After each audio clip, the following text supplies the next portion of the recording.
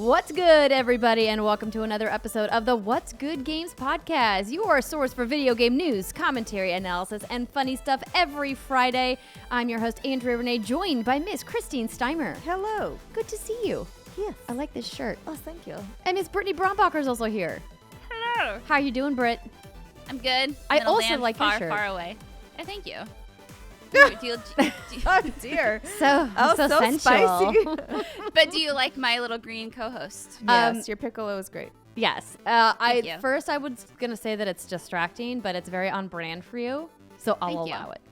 It's I nice. mean, he She's was going to be saying like, you need to take that off immediately. You could reach through and try to take my boy away from me, Andrea Renee, but you can't. No. Technology doesn't let you do that yet. I won't take your pickle cloud wearing friend away.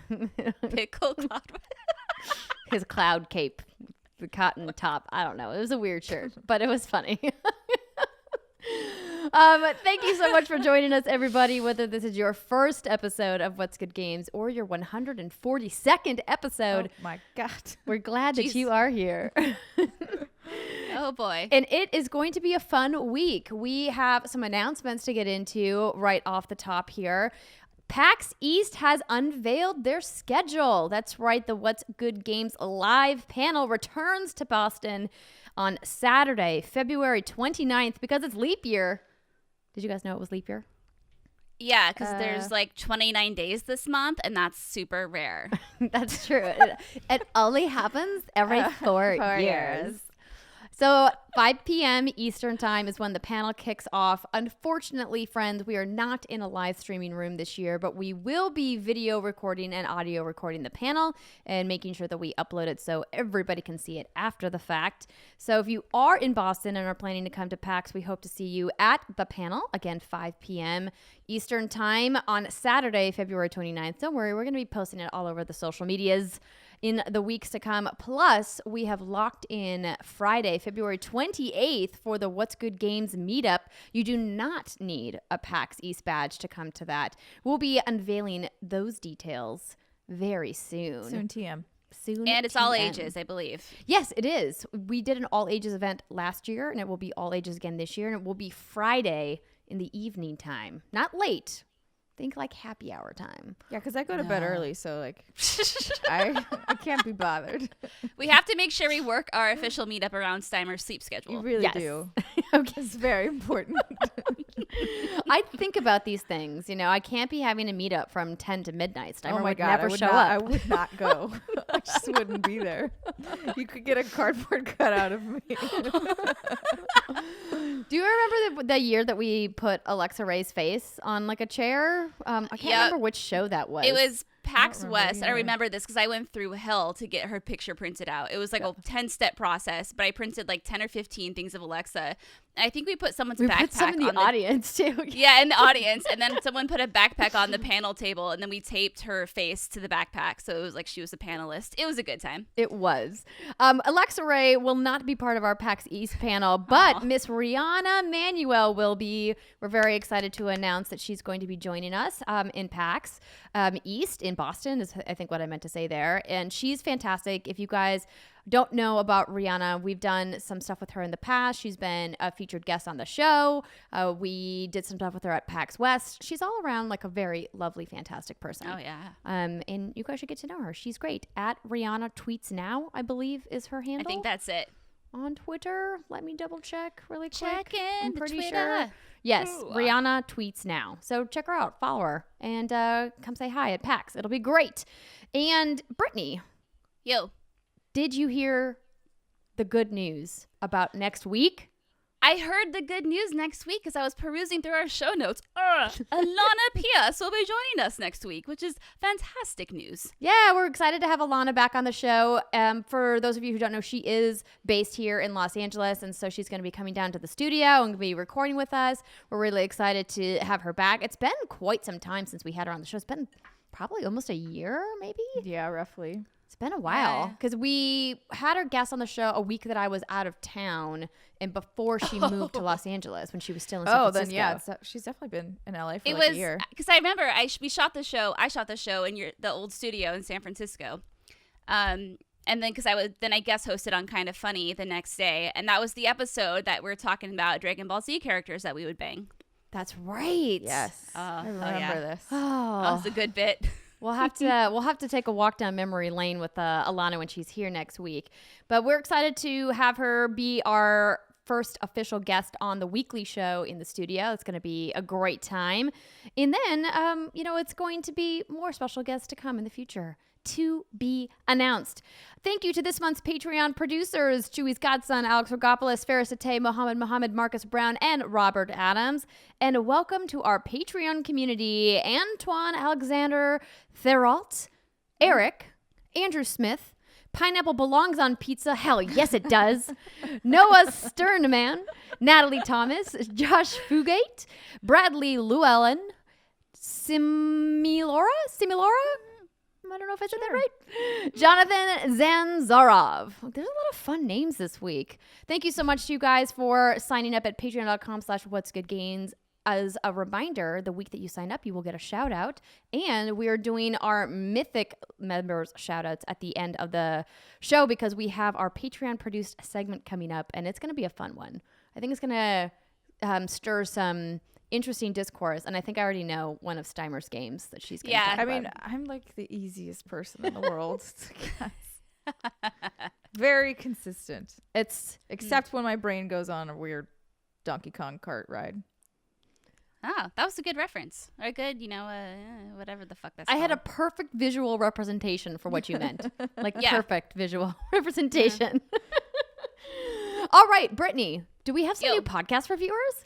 We have one from Piffocat. Yeah.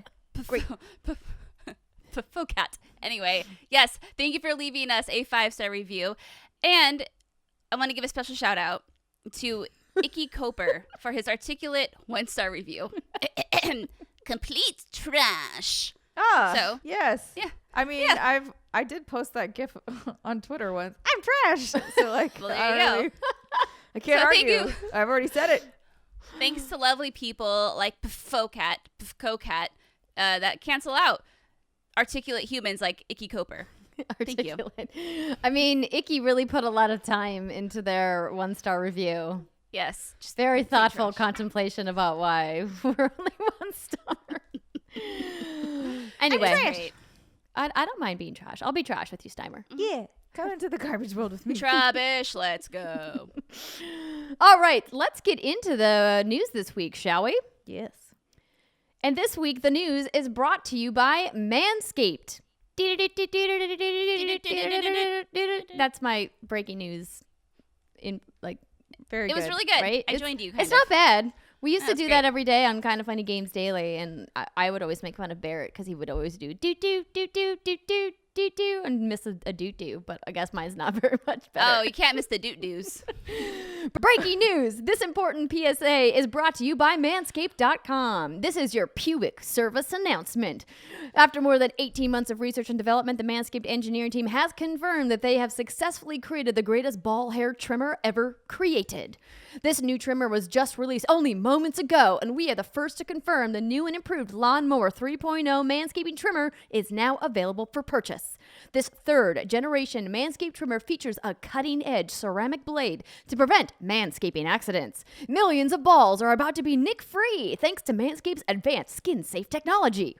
Now, listen, we've been talking about Manscaped for a while at What's Good Games, and we know that you guys love these ads just as much as we love reading them, and that's because the product actually works. So if you guys have used the Lawnmower 2.0, it's an easy transition because it's the same replacement blade, but with a new and improved skin-safe technology. And when we tell you this is premium, we mean premium. The battery will last up to 90 minutes.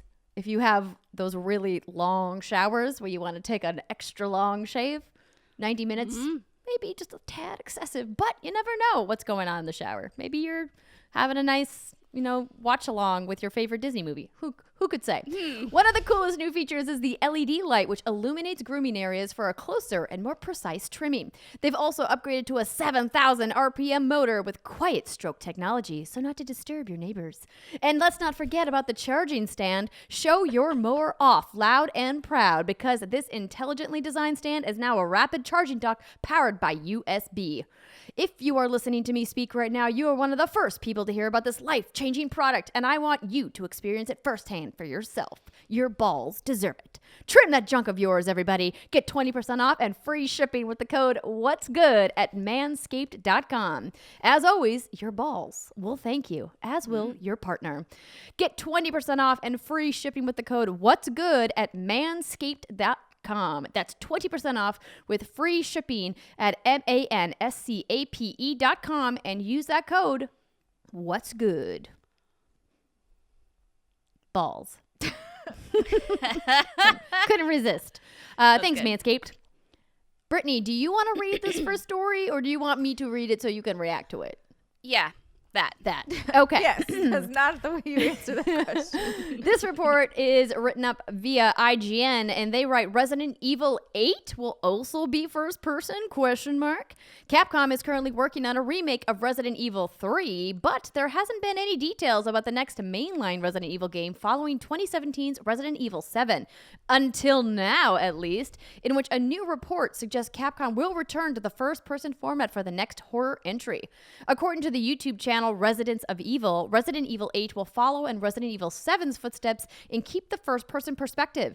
Eurogamer has heard similar details from sources familiar with Capcom. Resident Evil 7's first-person perspective was a novel approach to a series that has mostly stayed in the third person. It also mostly worked, giving Resident Evil a fresh take after years of what fans would consider missteps. Recently, Capcom has largely spent its time working on the Resident Evil remakes, and those have reverted to the series' traditional third-person perspective. Games like Resident Evil 2 and the upcoming Resident Evil 3 all utilize the classic perspective, albeit on the shiny RE engine. Brittany is dancing? Is that a dance? Or are you just doing double thumbs up? Of course it's a dance. Doesn't it look like an elegant dance, Andrea? Come on. It does.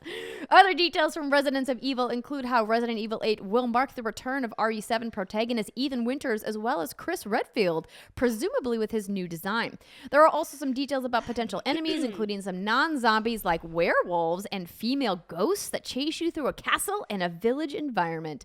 IGN has reached out to Capcom asking for comment, but the company declined to comment on rumors. Like if We're going down a walk. We're going down a walk, ladies and gentlemen. Okay. Take a sip of whiskey. Okay. Okay. Mm-hmm. Tell me about the ghosts and the werewolves. Okay. So we got to take it back to the 22nd of January when this rumor first kind of appeared. Would So you it say it started appeared with- like an apparition in the night? That comes later, No. but close. That was good, Summer. Okay. So January 22nd. Aesthetic Gamer, who is like a well-known leaker of Resident Evil rumors, posted on Twitter that the original RE8 has been in development since 2016. It was paused in 2017 due to RE2 and the remake and Resident Evil 7 DLC. But then that 6 months ago, it was scrapped and rebooted. And that another Resident Evil game is coming next year, but it's not Resident Evil 8. Okay. So that came out Next the year 22nd. meaning 2021. Oh, yeah, sorry, you're right. Yeah, you're right. Okay. So we're getting RE3 this year. Supposedly, according to him, another game, or her, I'm not sure who it is, next year. But that game next year is not going to be a remake or RE8. Okay, so then fast forward 6 days later until the 28th. So this is a rumor from someone totally random, but apparently the person they reported the rumor to verified or something happened. And that's where we get into this weird werewolfy kind of rumor. So this rumor, or the rumor that came from this person, was that RE8 will be first person again, featuring Ethan Winters, to be set in a snowy environment, medieval castle, so we're thinking Europe, just like we read. Chris Redfield will return, zombies are back, the molded are gone. And then later, Aesthetic Gamer came back and said that enough dots line up for this to probably be true, but this is the scrapped version from 6 to 7 months ago that had been worked on since 2017.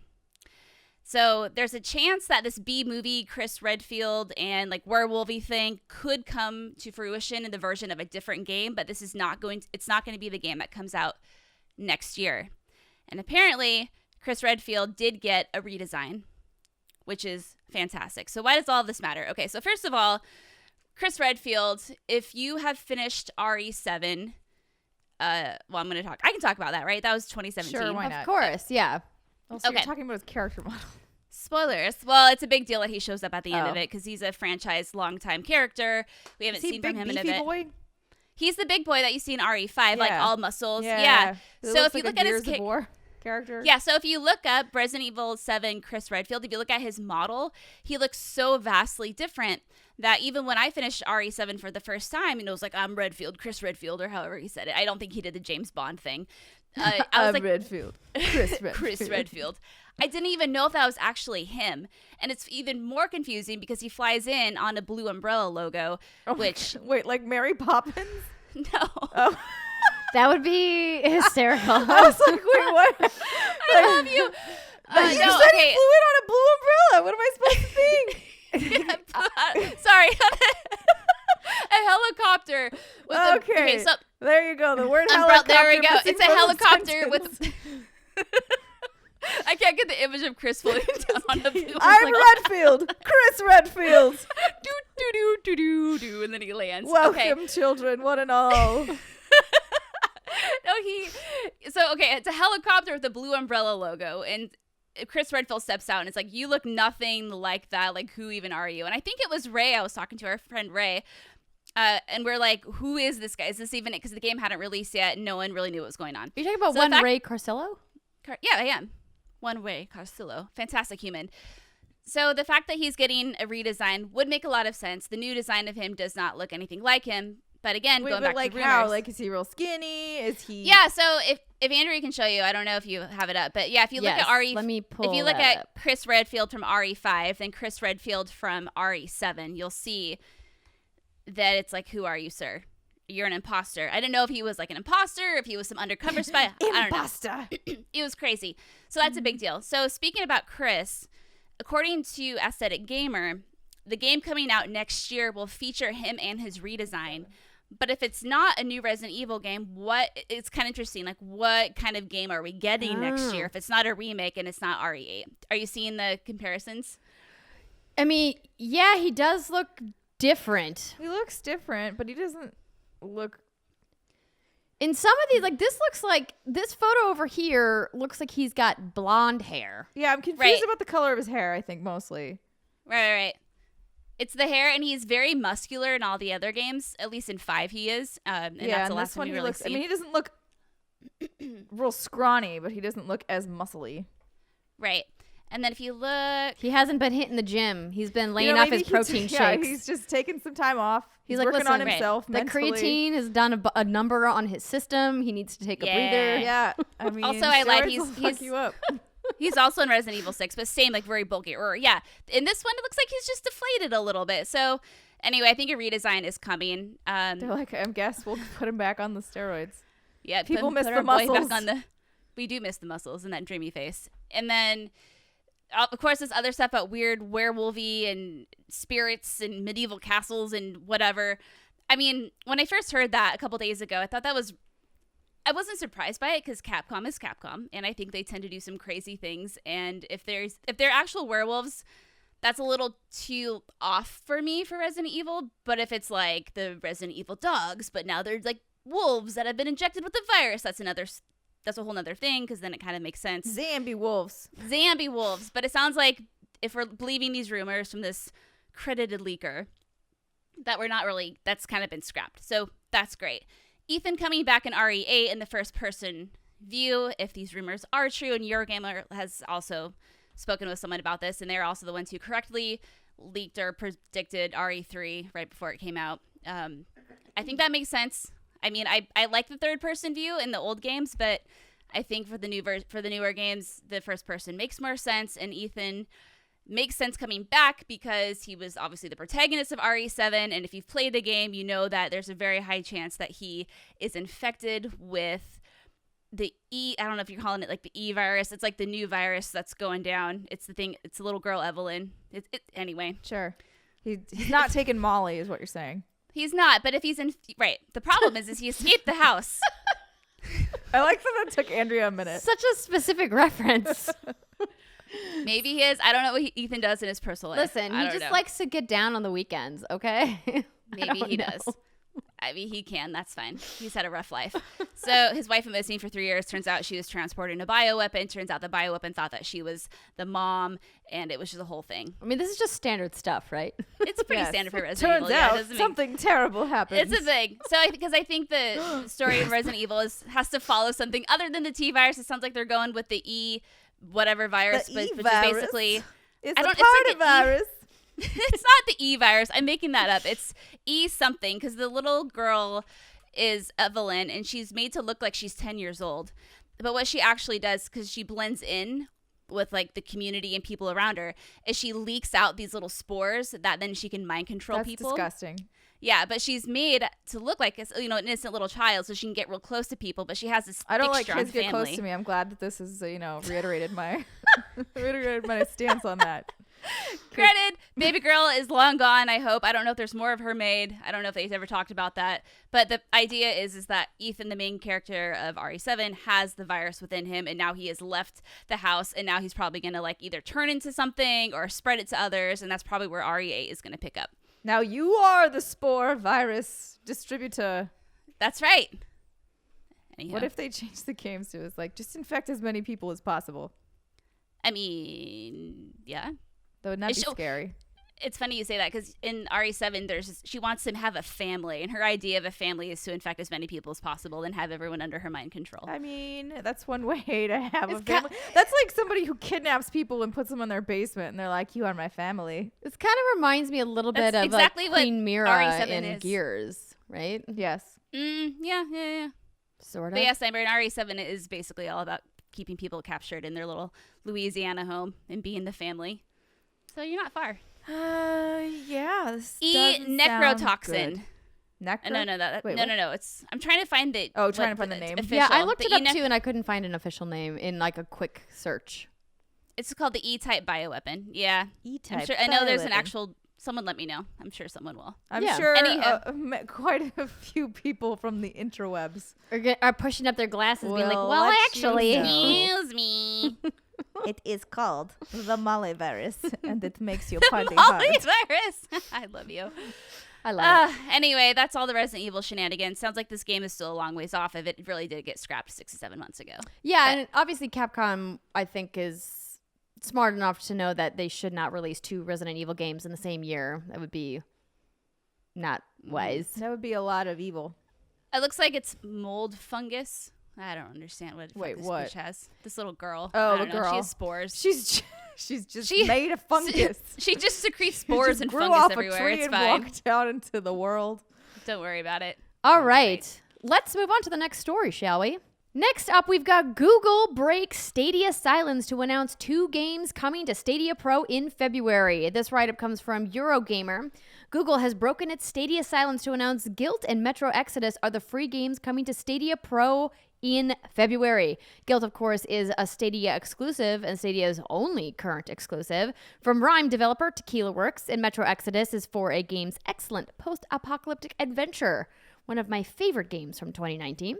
Stadia Pro is the premium subscription offering for Google's streaming service, if you didn't know. It costs £8.99 in the UK or $9.99 a month here in the United States. Although 3 months is free if you get the Stadia Premier Edition. Those 3 months are about to expire if you got Stadia at launch, by the way. For that, of course, you'll get access to a handful of free games, resolution up to 4K, and discounts on some titles. The other games in the Stadia Pro library are Destiny 2, The Collection, Farming Simulator 19 Platinum Edition, Samurai Showdown, Thumper, and Rise of the Tomb Raider. Rise of the Tomb Raider and Samurai Showdown leave Stadia Pro at the end of January. And that's it for the Stadia update. Owners, of course, have started to grumble at the lack of updates from Google. Its previous update came in the middle of January when it promised more than 10 Stadia-timed exclusives by July 2020 and more than 120 games coming to Stadia in 2020. Google has yet to name these games, however. Still absent is the ability to play in 4K in a browser, any assistant functionality whatsoever, the ability to use Stadia on a non-Pixel Android phone, use Stadia on any iOS phone, family sharing, or a release date for Stadia Base, the free version of Stadia. So, just as a refresher, And because Steimer had never seen it, we watched the Google Stadia launch trailer before starting to record tonight. And it was a very stark reminder of just how dissonant it feels between where Stadia's messaging was and where the response from the community was. And I don't want just where the product was. Right, no, exactly. And I don't want to make this, a whole story about, bashing on Stadia's shortcomings. We've already discussed them at length on our show. But I think it's important to kind of point out that they've made an announcement and that they're announcing these games coming to Stadia Pro, much like, PlayStation just announced the games coming to PlayStation Plus for the month of February, and everybody else is announcing theirs, Xbox and so on. But I think that it's really an interesting and a little bit troubling proposition that they're putting games that were for purchase, not that long ago, now for free. Whereas when you look at games that are being offered on like a PlayStation Plus, they're typically games that have been out for a year or at least like 6 months before PlayStation will be like, oh, now you get it for free, because otherwise you're really crimping on the consumer base being like, hey, I just bought this like a month ago and now it's free. I think it's a little bit of a different conversation when games get discounted after launch, because I think that it's something that consumers are prepared for and used to in the kind of economy of games being released, is that, yeah, if you buy the game on launch, you're going to pay full price. And if you wait like a month or two, you're probably going to get it discounted. I mean, some games obviously never go on discount, but most do. But for free, like 2 months afterwards, that seems, I don't know, unreasonable. Do you think that I'm being too difficult? Do you think that that is reasonable or unreasonable? I don't know if reasonable's the word that I would use at all. What would you use? Whether or not it's tilting. I mean, I think it would be an annoyance. But at the same time, I think if you buy anything day one, you are well aware that you're kind of going to get, not the short end of the stick, but you're like buying it to be part of that launch window and that conversation. That's why, or you're just like such a giant fan of that game, you want to support those developers and give them all your money. So, I don't know. I mean, I think it would be like, oh man. Yeah. I like, or like depending on your budget and how much money you have, you might be like, son of a gun, I hate you. Especially since Guilt is the only, I think, exclusive right now on Stadia. And that's one of the free ones being offered. So I moseyed on over to the Google Stadia subreddit. Imran, what's his last name? Khan? Yeah. Mm-hmm. Khan, there we go. He was tweeting about the subreddit, and I said, oh, yeah, I forgot about that little Google Stadia and its little community. So I hopped into it, and it's honestly very fascinating to go through all the posts on here, because like you were saying, Andrea, I feel like if a game had just been on sale, right, and it was like the platform exclusive, and then 2 months later, or however long it's been, it goes for free. I think if I'm thinking about a Reddit in the gaming community, I feel like that would be the topic of many conversations, but it's not even on the front page. I searched for Guilt and it's not even mentioned on here. And the people here are very people didn't buy it. Maybe. Like, you can't get mad if you didn't buy the thing.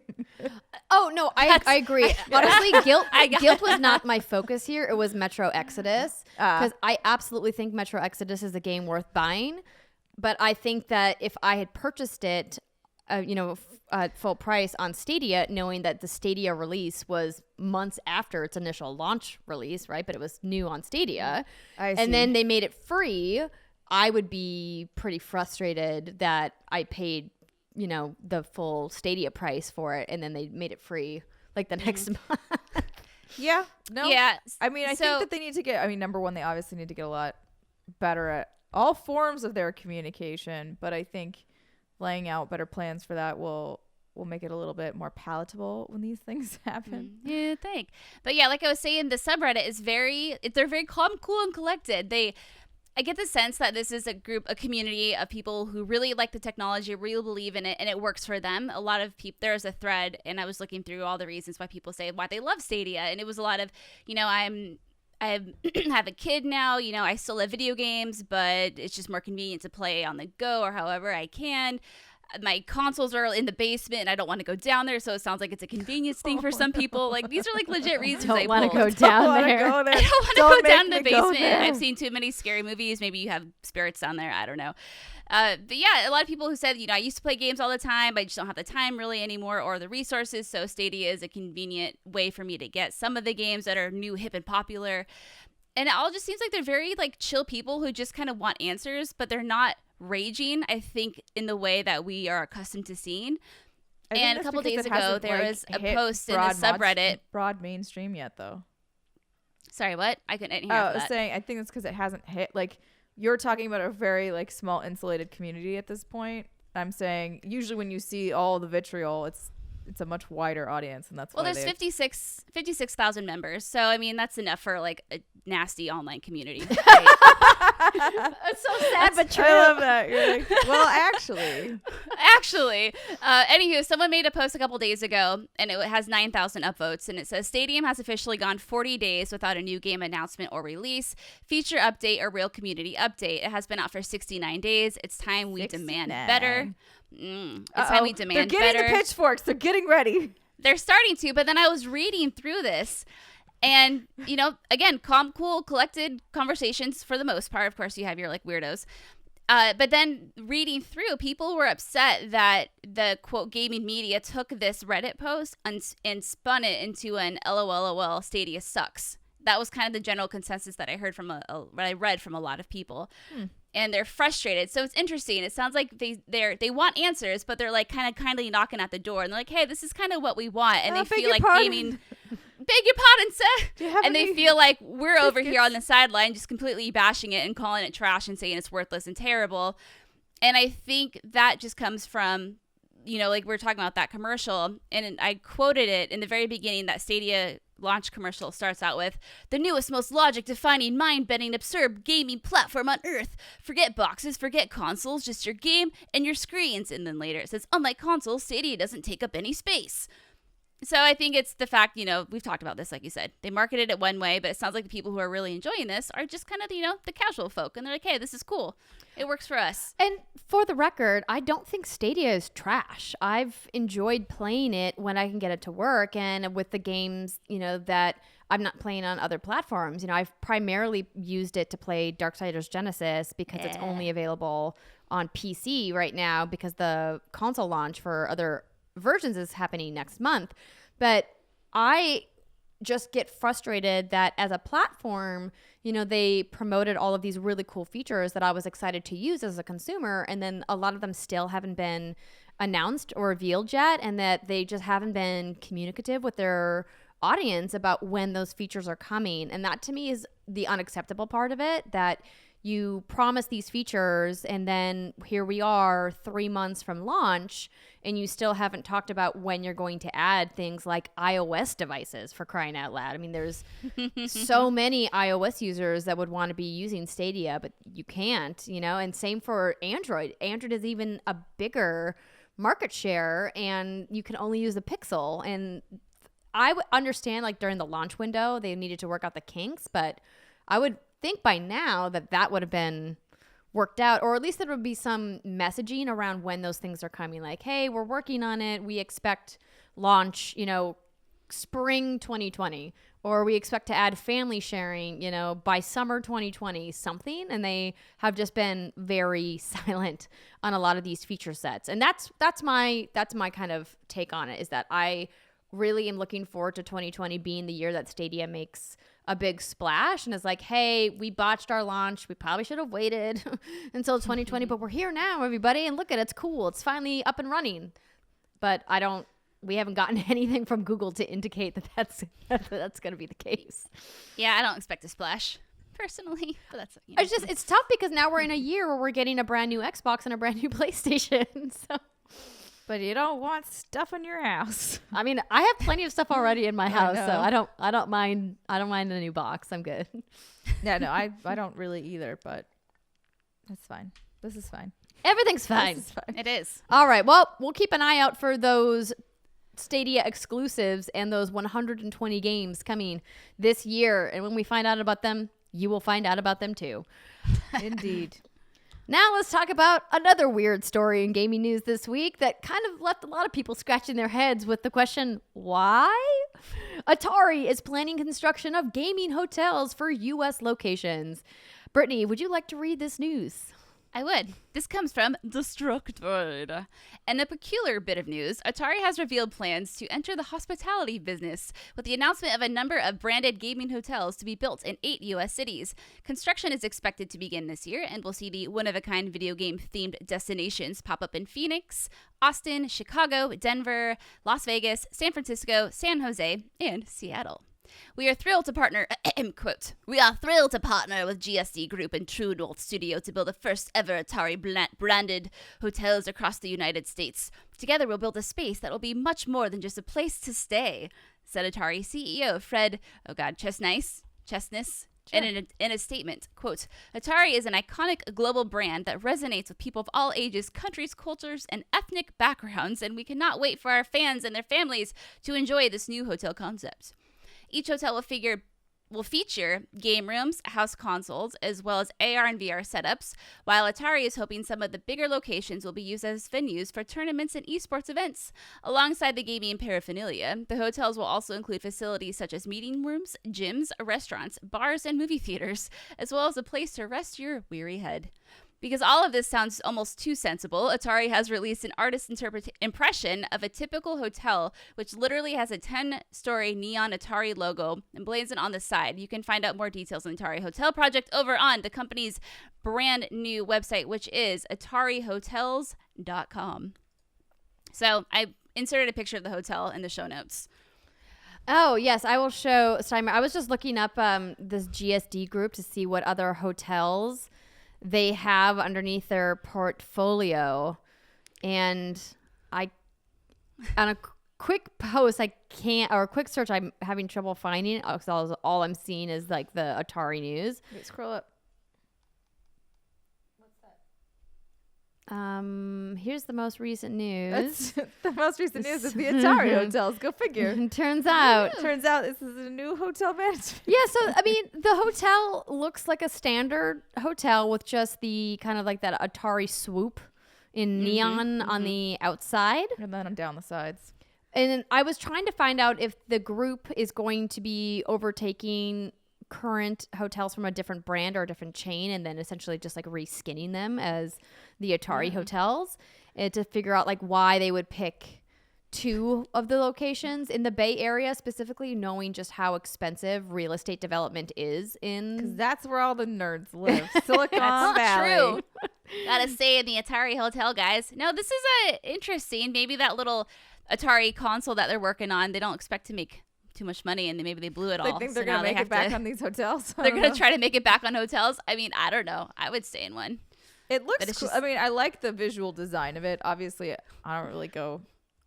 I don't know that I would like go out of my way to stay in one.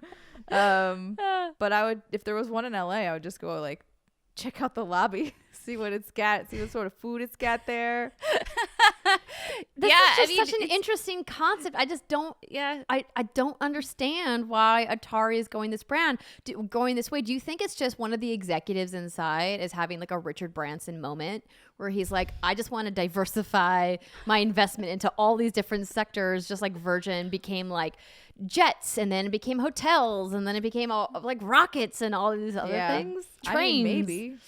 Ooh, they should definitely be. Why is Atari not doing spacecraft? Dude, Steimer, yes. Seems like a shoe-in. Yeah. I know. I think this is what that is. It's like, hey, our video games they were great, and some of them are still like great. The Lots name of nostalgia. Brand is, still very recognizable. So how can we capitalize on this while we can? Yeah, the hotel part's a head scratcher just because when I think of Atari, I'm not like, yeah, I want to stay there. Yeah. But I mean, no, exactly. I don't know.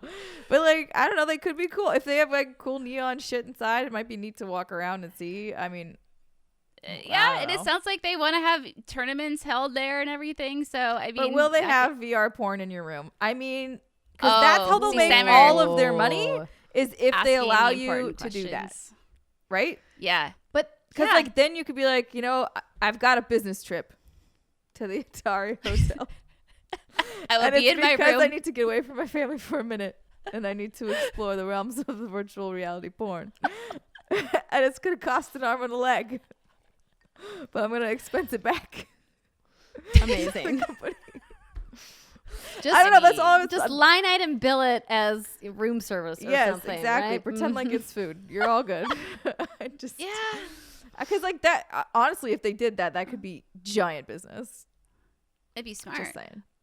It would be potentially giant business that would come at the cost of tarnishing their family-friendly brand. No, because you keep that shit secret. Nobody talks about it. I mean, that's Oh, not so the it's like way a the front. world works in Under the 2020, though. I mean, see, people- Summer, I got you. It's like a safe front. Like, I'm going to go stay at the family-friendly Gotta go stay Atari at the hotel and watch some family-friendly hotel. VR porn. But then on all the secret subreddits, that's where they're like, guys, the good VR porn is here.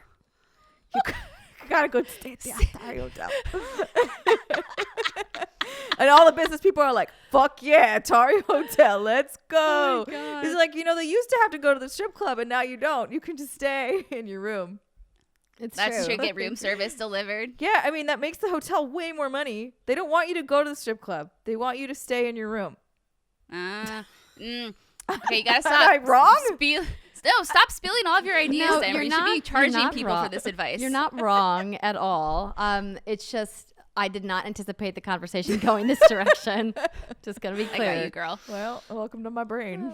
It goes It's a good down brain. some weird alleys. It's true. It's true. Well, I guess we'll have to take a trip to the first Atari hotel that opens for science and make some content out of it just for you guys here at What's Good Games, because why not? Sounds like fun.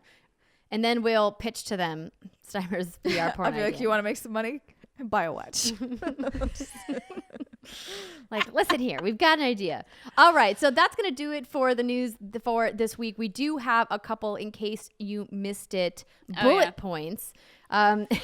Shocking nobody. Sony has moved the Uncharted film from a December 18th, 2020 release to a March 5th, 2021 release, but they're still looking for their 7th director. This was announced in 2009, just as a reminder. Which is bonkers. This movie, Yeah. announced 2009.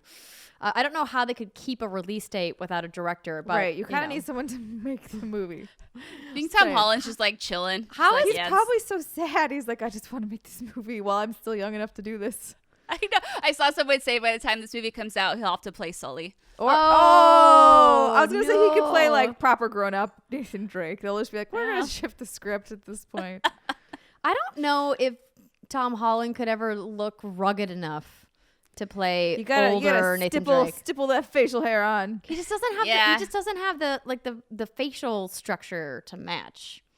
A lot of junk food and drugs will do a lot to a human, Wow. Andrea. I He mean, needs like that'll round him out. testosterone injections or something.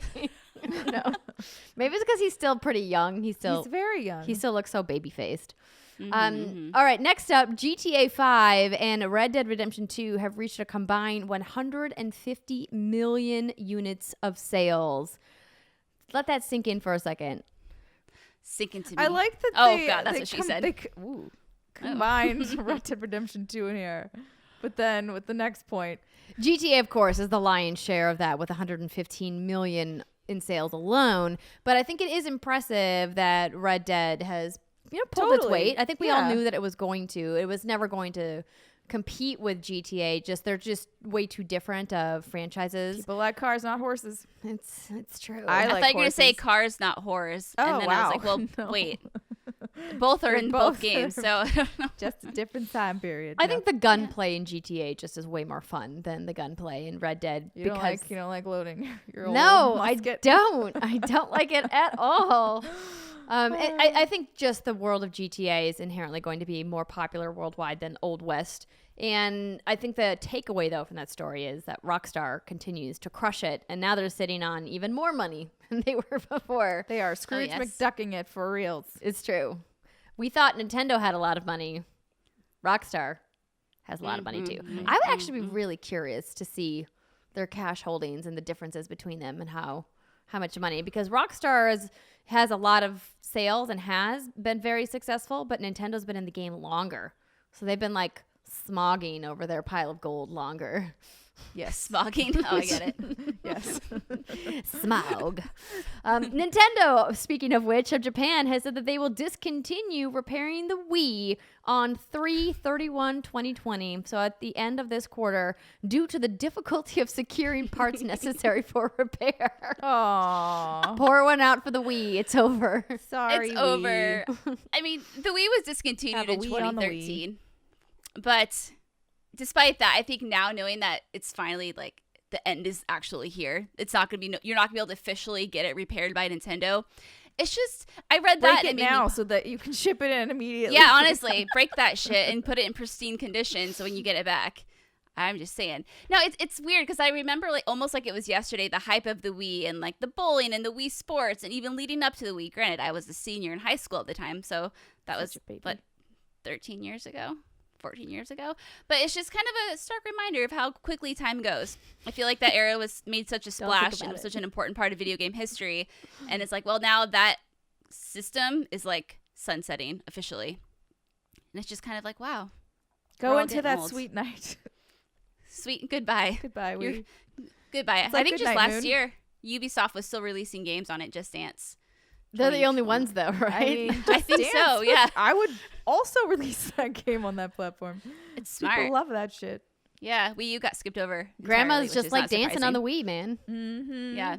So rip. I mean, you've been dead for like 7 years now or 6 years, but still, rip. We'll never forget you, Wii, and your fantastic Wiimote condoms. Oh, yeah. I hated those things. Yeah, they were Everything the worst. stuck to them. It was gross. Little fuzzies. Ugh. Just like a real condom. Just like a real condom, except for you don't have to replace the batteries. Well, and on that note, let's take our first break of the show. When we come back, we're going to talk about what we've been playing. Stick with us. We'll see you in a minute.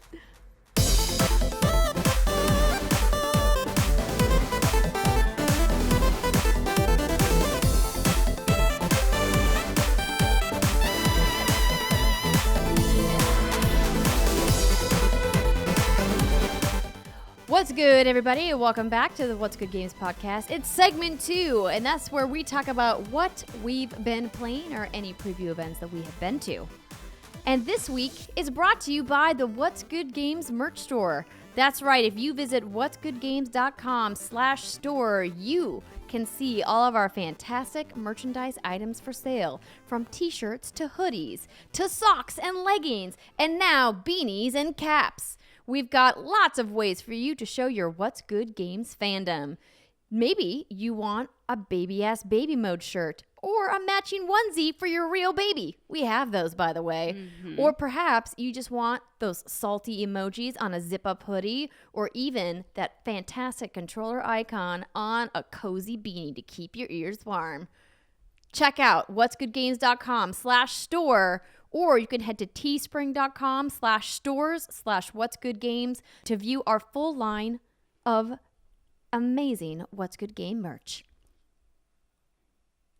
That's all I got. Great. That was really good. Thanks. I didn't even write it down, you guys. I know. I know. You fucking nailed that like all a hammer from the brain to a nail. You from the brain to that the shit. mouth to the ears. That's exactly how it works. Yeah. From the brain to the mouth to the ears to the brain. I'm nodding for everybody listening. Silent in agreement. All right, let's talk about what we've been playing. So this week, an embargo lifted for a game that Brittany and I have played called Journey to the Savage Planet. We first saw this game at GDC last year, I believe. Mm-hmm. And it's developed by a team called Typhoon Studios, and they're made up of a collection of devs from all over the industry. And we found out about them from their publisher, 505 Games, because the co-founder and creative director of this game is Alex Hutchinson, a man that I hosted a panel with for Assassin's Creed 3, which feels like a lifetime ago. And he's also done a lot of other work at Ubisoft on the Far Cry franchise. And so when I found out that he'd started his own studio and was making a game, I was like, I want to go see that game. And Brittany and I went to see it together. And it was really cool. It was funny. I remember just walking away. I was really hungover for that appointment, and I was kind of like, blah, blah, blah. But I remember leaving with a big old smile on my face because it was just such a like happy, uplifting experience, even though because it was so bright and colorful and everything was so silly and tongue in cheek. It was just a really good mood booster. Yeah, it absolutely was. And I think at the time, my understanding of what the game was a little fuzzy. I was like, what kind of a game is this? And they kind of pitched it as an action adventure, first person, where you're sent to this planet by this fourth best in space company that is trying to do space exploration, but they're not the best, they're the fourth best. And that kind of colors the tongue-in-cheek humor that's sprinkled throughout the game. So Alex is one of the writers. There's also some additional writing done by Anthony Birch, if you guys have followed any of his work. And it is a really funny, very clever game. There's a lot of like little moments, not only just in dialogue that you get from the onboard ship computer, because you're by yourself on this planet. There are no other NPCs at all. And except for creatures. So it's a lonely savage planet. Yes. You have your little computer navigator friend. Echo, I believe is her name. Echo? Echo? Echo? She was great. EKO. Yeah, and what's interesting is that you can turn her on or off in the menu settings. They're like, how chatty do you want her to be? Because she can be pretty chatty. But is she repeating the same things or is she saying new stuff? She repeats things depending on where you're at. Like if you teleport to the same teleportation station, like she'll say the same thing when you get there. But when you're out and about in the world, when you unlock new things, she has like original dialogue that can be pretty funny. And they also have these videos that play whenever you go back to your ship, the Javelin, and there's a variety of advertisements for Grob, which is like the space meat goo that you eat to stay alive. Gross. It sounds like It's a play so on grog, though. Funny. And one of my favorite advertisements is for the Meat Buddy. Oh, and yes. so every time that commercial came on and I happened to be in the Javelin, I would just watch it and I would just laugh. So Jason and I played this together because it supports online co-op. And so the Meat Buddy is essentially your co-op partner. So when you... It looks just like you, like it's wearing the same spacesuit you are, but if you push the pause button, it says like main player, like my name, and underneath that's like Meat Buddy, and then it was Jason's name. Because he's not, so it doesn't even treat him like he's another player. It's like, you're the Meat Buddy. So the Meat Buddy is essentially a whole bunch of discarded meat leftovers, and you put them into like a grinder, and then you can choose what you want it to make, and it makes this fucking abomination of like a meat human. And it like crawls out of the tub and it goes. Co-op? Huh? This is how you play co-op? No. Sorry, I'm probably not being very clear. The commercial. This is how, Oh, you're confusing so me. it's well because your co-op partner is technically your meat buddy. It's not technically like another human with you on the planet. It's technically a meat buddy. So the idea would be that you actually created your co-op partner through discarded meat. Right, but I'm saying somebody you can play as that. Like, yeah, but he it can looks walk just around like another. Yeah, as a but it meat looks just like a regular player. blob? Like, but yeah, Right, okay. but to the other person, that other person looks like a meat blob. probably on the inside of the suit. So okay, Yeah, so let me rewind. show you. Logistically, how does No, this it work? doesn't. So like it just looks like you. So Right. in this game, you're wearing like a spacesuit. Oh, I see.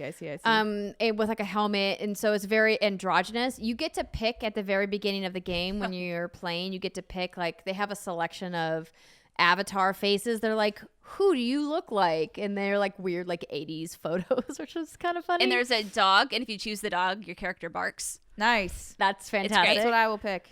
But anyway, yeah, the Meat Buddy is like it's a commercial. It crawls out and it's like, "Hi, Mama," in this crazy, Gross. disgusting voice, and it's just like this gross glob of meat. So anyway, like you don't know the other player is a Meat Buddy unless you push pause and happen to see the little left corner where you know they'll name the people who are Got active it. in your party. It's like player 1, me, player, or then it's like Meat Buddy, co-op partner.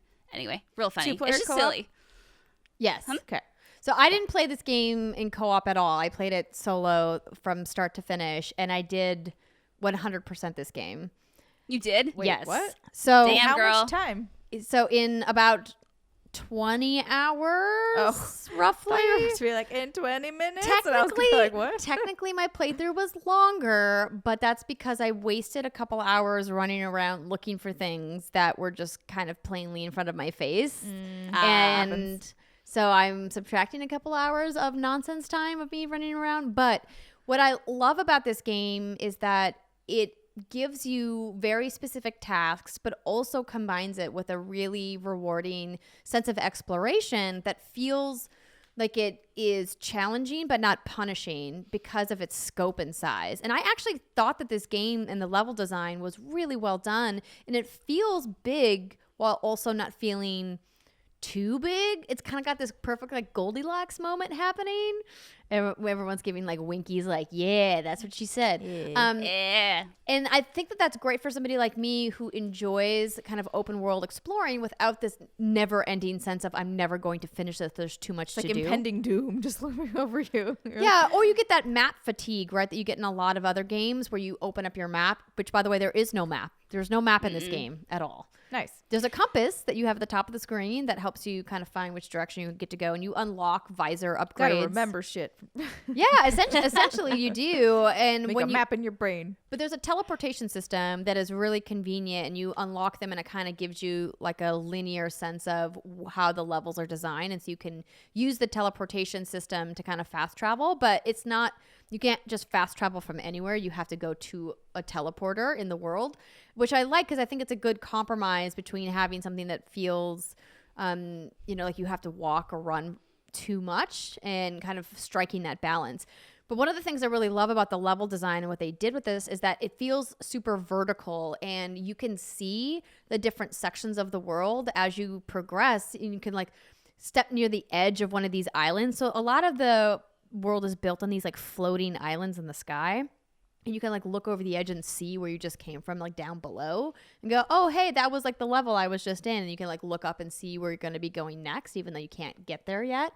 And I think that that's really cool level design because it encourages you to keep exploring and saying like, oh, I see something off in the distance. I'm going to be able to get there eventually once I unlock the right upgrade. And I don't know. I got addicted to this game, Britt. Yeah, and on paper, this isn't the kind of game that I would enjoy, but I also was just grabbed by it. Because, I mean, if it's just open exploration, you're going around, you're scanning things, you're trying to fill the, I don't know what it's called. It's not a codex. I don't think it's the terminology they use. Kindex they use, because Kindred is, I believe, is the name of the company, the fourth best in space. The fourth best. And so typically, I burn out on those kind of games because unless I have a direction, I don't get a kick out of just wandering around aimlessly. But what I like about this is that you do have direction. It says, okay, these are your main missions. This is what you have to do, and you're going to unlock this upgrade. And so a general idea of where you have to go, and then along the way, it is fun to stop and scan. And I never felt like I was just wandering in circles, which was really nice. I'm the kind of player who also, I don't like to search really hard for things, which is why I keep praising the RE2 map, because it does mark when you come across something and you know where you have to go later on. But like Andrea said, this game does not have a map. It would have been nice if there was maybe a few like select beacons, or if you could upgrade your visor in some way, shape, or form where you could mark little things, because I would come across doors that I knew eventually I'd be able to unlock, and inside was probably some alloy or maybe like an orange blob, but I knew once I finished the story I wouldn't have incentive to come back and continue exploring. So that's kind of like my perspective on it. No, I'm with you on that I think that one of the downfalls is that the main story doesn't incentivize you to go out and do that exploration before you finish the story, and I wish that there was more reasons to do so. And I think that part of that has to do with their pathing, and part of that has to do with resource collection and really forcing the player to do more resource collection and exploring in order to progress. They don't really hinder you from progressing too much, and so you could really complete the main path of this game pretty quickly. I would say in less than 10 hours you could probably complete the game's story, in air quotes. But I wanted to go back and collect everything because I was having just so much fun running around the world, and I knew that there were things that I hadn't seen yet. And so I wanted to scan everything, collect all the orange blobs, and get all the alien alloys and find all my upgrades. And the upgrades are kind of cheeky in the sense that they recognize that some of it's game breaking, and they even call it out in the upgrade text to say like, oh, this like quadruple jump with your thrusters that we're going to give you is going to be level design breaking. And so we're going to make you get at the very, very end of the game. And I thought that was very on the nose in a funny way. And I posted a screenshot when the embargo lifted earlier this week of one of the plans. So there's an elemental system to the combat. And the combat is, At first I was really disappointed at how clunky the shooting with the gun felt, but I got better and better with it. And obviously after you upgrade it, it gets easier. But at the same time, I wish that they had made it a little bit more tighter. Yeah, a little bit cleaner, knowing just how much you're going to be using the gun in the game. But it's funny because they have this elemental system. So they've got, your acid corrosion, your electric shock, your like your lava bombs that explode, and then they come from these different plants, and the plants have a mature form, a teen form, and a baby form, which you have to scan all of them for your your collection, by the way. And the baby shock plant it says baby shock, and then it says baby shock. That's what the description says. It just says baby shock. I could have written for this game. and the one of the teen plants, I'm not sure for which one specifically. If you scan it, it's a pun or a play off of Britney Spears' "I'm not a girl, not yet a woman." Nice. It's just so fucking funny. And one of the upgrades, like Andrew was talking about, it's the thrusters. When you get the first or second one, I think it's the first double jump, the description of it is it's like eco-friendly, low on pollution, but then when you use it, it's just billowing black smoke everywhere. Yeah. You're like, I see what you did there.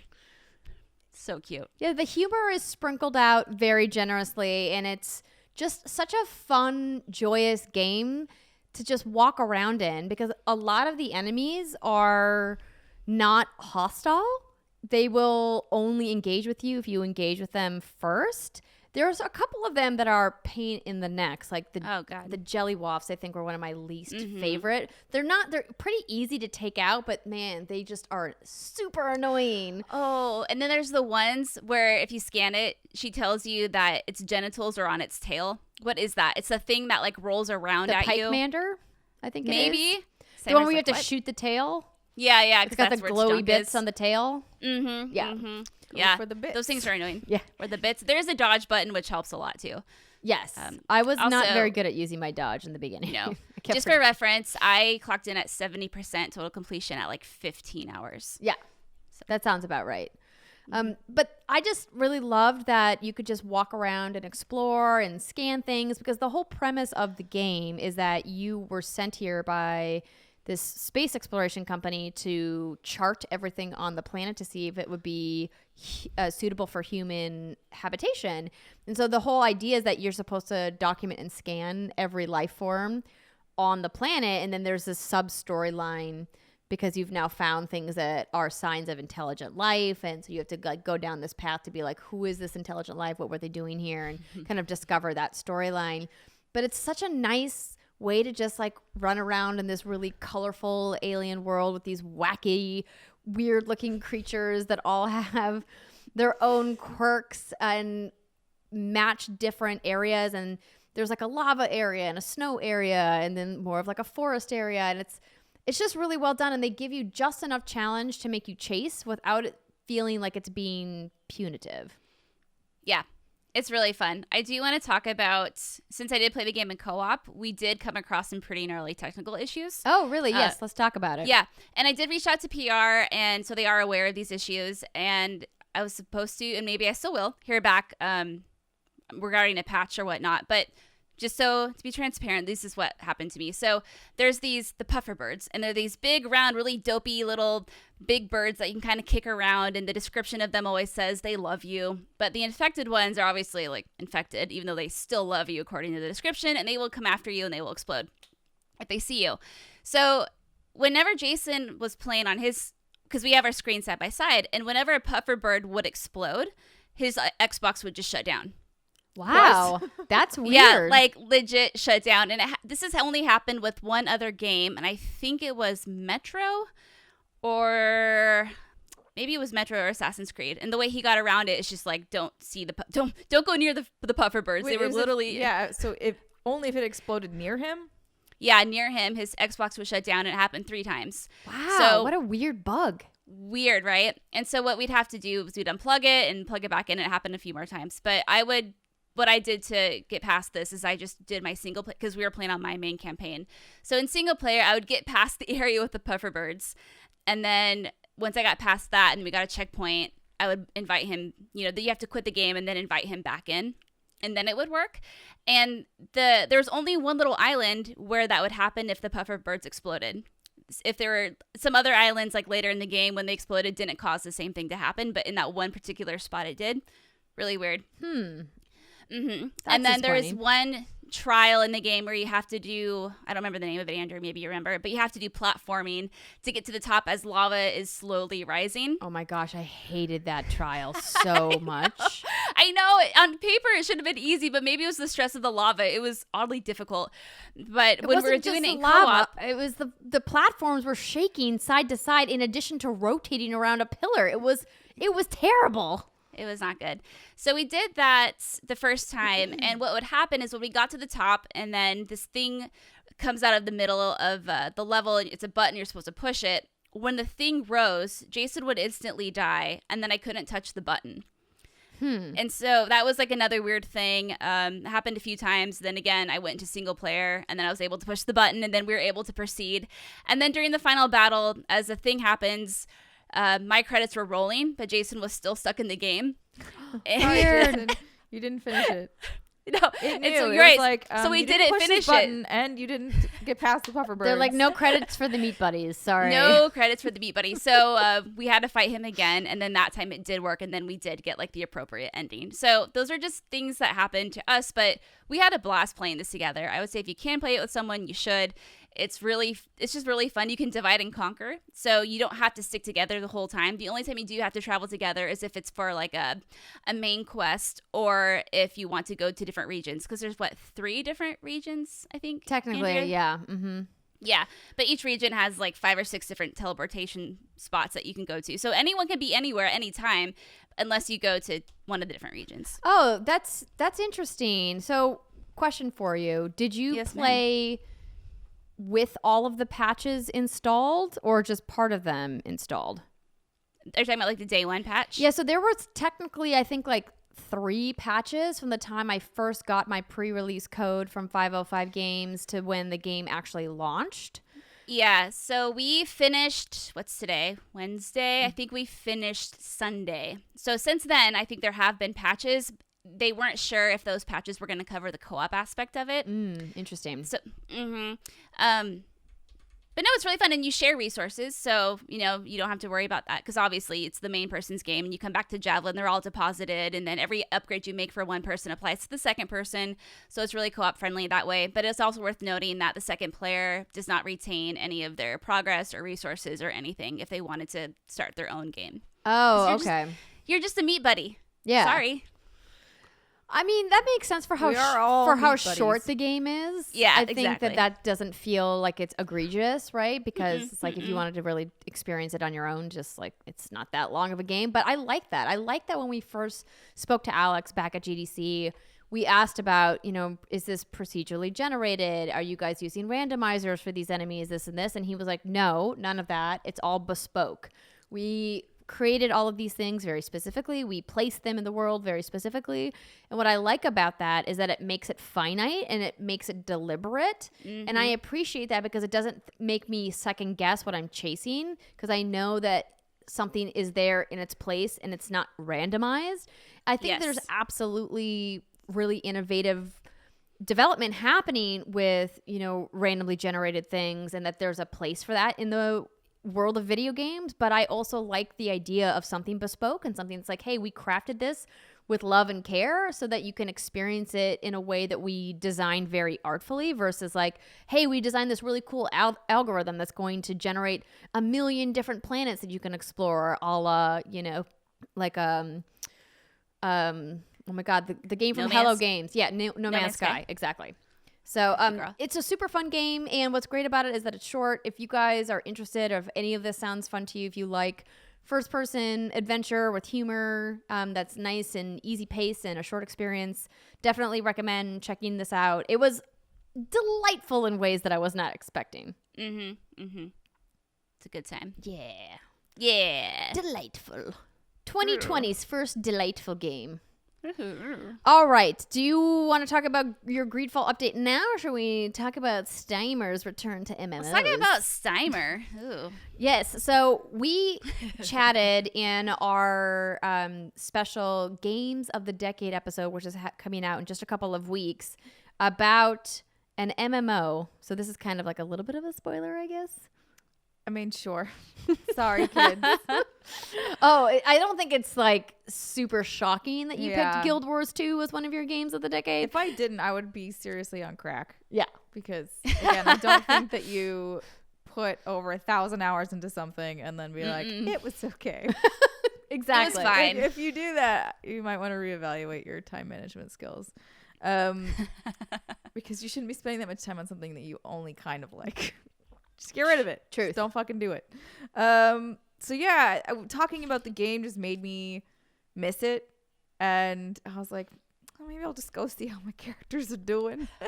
And I realized I was like, oh shit, I have to re-download this game. So I had to like leave my computer on all day one day, which was fine because I was at work all weekend. But got it all downloaded, fired up my old ranger character because she has 100% map complete and she's the only one. All the other ones have, I think I have one that's like 70. But map complete's a real bitch. Don't recommend it. But I had to do it because I was, again, at one point in my life going for a legendary weapon that I never got. Rip. There's still time. I mean, technically I could still. I just don't. I did find it slightly disorienting to try and hop back in, though. And I was like, oh, man. I got a whole bunch of, like, mails. I got a bunch of birthday gifts. I think my character's 7 years old. Wow. Which should be the amount of how old the game is because I made her when the game launched. For a second, I was like, wait, why is your character only 7? Isn't like... Oh, boy. And then I had a dissonance between the idea that, oh, your character is 7 because that's how long the game has been out for versus like your character's age is 7 years old. Yeah. And I was like, no, Andrew, No, she's not like a she's little not- girl running around. She's not 7 in the game. No. Okay. It's 7 or 8. I don't remember the number, but I remember seeing it and being like, whoo, I've been playing this game for a long time. Although even though obviously like there have been a lot of lapses in between. But it was kind of cool to like just hop back in there and be like, okay, well, what is everybody doing now? Hey guys, what's going on here? So for people who have never played Guild Wars 2, can you just kind of give us a brief synopsis of what Guild Wars 2 is? It's an MMORPG. You can be one of I forgot. I think there's like 8 or 9 classes. There's different races. So when you start the game, you'll pick your race and you'll be like, I'm a char, I'm a whatever. And then you'll go through a dedicated storyline about that particular faction, whatever. Mm-hmm. And then it will take you through. It is very story driven. So like the whole game has a narrative that ties you through to the end game content. And then what they've done since is with their expansions.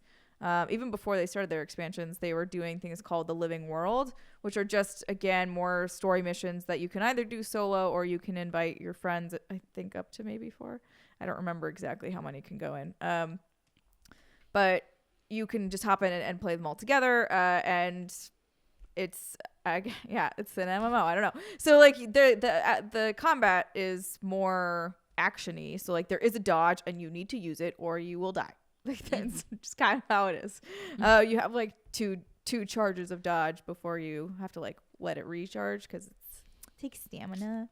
And then each of the classes has a different feel to it as they usually do. There are ones with way higher skill caps like the Elementalist. There are ones with way lower skill caps like the Warrior, which is really just kind of you sit there and face tank and you just hit the buttons and you kill things. The Ranger's kind of Brittany's specialty. Yes, that is definitely a Brittany type of character. My Ranger is sort of an easy-ish character on certain builds, and especially in PvE, it's fairly easy because the in PvE stuff, like the pet will just run up and take most of it, and you can pew them with your arrows. Or now the thing that they've changed since I once played, that was all stuff that was like existed when I was playing actively. since then they have changed a bunch of things, and I wonder how my life would have been different if they had done this when the game came out, or even shortly, like a year within. Because my biggest issue and why I ended up making like 8 characters was that the ranger was totally great and fine in most of the PvE stuff, totally sucked in anything high level. So dungeons sucked. Fractals, which was a high level dungeon, sucked because your pet would die instantly, and then there goes all of your DPS. Like you're like they're part of your damage, and you're just like, well, shit, they won't get out of the AOE attacks of the bosses, and so you just be like, dodgy bastards. Pet's dead again. You couldn't like assign them a space on the battlefield to like stay. No, they won't. You can call them back to you, but again, by the time like it's too hard to manage that in a fight. So like. And the way that the AoEs were timed, it was just like, they're just one shot dead. And you're like, great, cool. Seems like a design flaw. Yes. So what they have eventually done is they haven't added any new classes, actually. What they have done, well, let me be slightly, I can't remember if this one was a class or if it was I think it was just a specialization of a class is all they've really done. And now they have something called Soul Beast for the Ranger, where basically you absorb the soul of your pet. It's very creepy sounding. Oh my god. But basically, like, the pet disappears off the battlefield and you get all your damage back, and it's all you. And so you can do things like fractals or whatever unhindered. And in those comps, you're usually using like a sword and an axe, that kind of stuff. But if you're just like what they used to call bear bowing it, which just means you have like the bear is your pet and you have a bow. Yeah, it's bear bow. Thing. It was like the dumbest easy. A lot of bots would use it, like if they were farming cereals in the world, it'd be just bear botting, like whatever, just like that bear botting. It's a freaking ranger with the brown bear running around with a longbow, and that's what I do. It's very generic and very stupid. Obviously I have other characters too, but my main is that. And I was kind of playing around with like, okay, what do I want my new gear set to be? Because my other problem is that my gear set is all condition damage. This is such stupid nerdy talk, but it's all condition damage. I need to get a new set that's like more berserker damage, which just means straight I hacksaws you. But once upon a time my build was very based on like traps and adding poison or bleeding or whatever. So I don't play with a group of people anymore, so I just need to smash them dead. So I kind of just ran around in the world for a little bit, did some hearts, because I don't have enough. I forget the exact terminology of everything in the game because there's so many different types of currency, but basically like whatever gives you the skill points to level that tree up. So I don't have Soul Beast fully maxed out, so I can't fully do that spec yet until I get more points or whatever, which I'll just get by 100%ing the new maps that have been out for now a little bit of time, but I haven't really screwed around with very much. It looks like the last major update happened with the Living World Season 4, which refers to a schedule of content updates beginning on the 28th of November back in 2017, according to Wikipedia. Yep. And I think it has been a it says it continues the Path of Fire storyline. Yep. So, I mean, it's kind of wild to me that their last major update was that long ago. Yeah, I don't know what's going on. I mean, this is the first time I've personally logged in quite some time. And so I wasn't really sure actually what I would see, but it was just like Lunar New Year is happening. They had a little thing for that. But that's a thing that they kind of just do every year. So it wasn't anything particularly special. And I got a bunch of new dyes and a bunch of new things. Like, it was just like, here's a bunch of gifts. Fill up your bags. But I haven't gone through. I mean, I still technically haven't done all of the Living Story missions. So I am also just going to go through and do some of those that I have unlocked. Because why not? Oh, actually, Shadow in the Ice is live, which is a story on the GuildWars2.com website. As of this week, it's the second episode in the Icebrood saga. Check out the release page of all the details and read the update notes. And I guess that's like the newest thing. I suppose. I don't know. The first content update of 2020. So, Simon, are you getting the itch to go back and play more? yes and no, because I'm like, it's a lot right now. Like, I haven't played a lot. I've mostly been going through the store, and I'm like, what gear am I going to buy? Like, I'm just like, okay, I need to do the prep work so that my character can easily just run around it. And I'm also like, where are the pet locations or the pets that I want? What's the best build to have? So I'm kind of going down the rabbit hole of prep at this point. And I think if I can make it to the point where I actually like, upgrade Xena, who is my ranger, then I will definitely like hop back in and play for a bit. But again, it's also kind of sad to me. So I went back and I looked at my original guild, and it was like so and so last logged in 5 years ago. I was like, man, ouch. That's an ouch. It made me feel sad inside. Dang. Because like again, like this, I have such fond memories of this game, and I do think it's still pretty solid. But it is hard. Like if you playing MMOs alone is always a little bit hard. No, absolutely. I think any kind of game that is built on clans or guilds that you step away from and then go back to, and like the crew is just not the same, or it's different, you know, kind of gives you a sense of loss, a sense of longing, and a sense of like, oh, that was a thing once that was cool and now it's not a thing anymore, and that's a bummer. And it's tough because I sometimes go back and forth with certain games with this and think like, do I want to get back in? Do I want to, you know, have that be part of my life again? I think about the crew that I played, you know, Rainbow Six Siege with, and I'm like, you know, I could ping them and be like, hey, you guys want to like jump in for old time's sake? And, you know, they probably would be down, but it's like, I don't know if I want to go back, you know? Sometimes I even feel that way about Destiny sometimes, you guys. It's okay. Super with us. I don't want to like openly like scream at the rooftops. But like, I've logged into Destiny a couple of times, and I'm just been like, I don't know if I want to keep chasing this thing anymore. Yeah, I mean, I feel like because again, like you go in, you're like, oh, I loved this thing so dearly once, and it's not bad now. It's just I'm a different person, and my life has changed. Is really kind of more of what it is. And I was sitting there like literally clicking around the shop. I'm fairly, I mean, granted, maybe the economy's changed, but I'm like, I still have like 800 gold on this one character.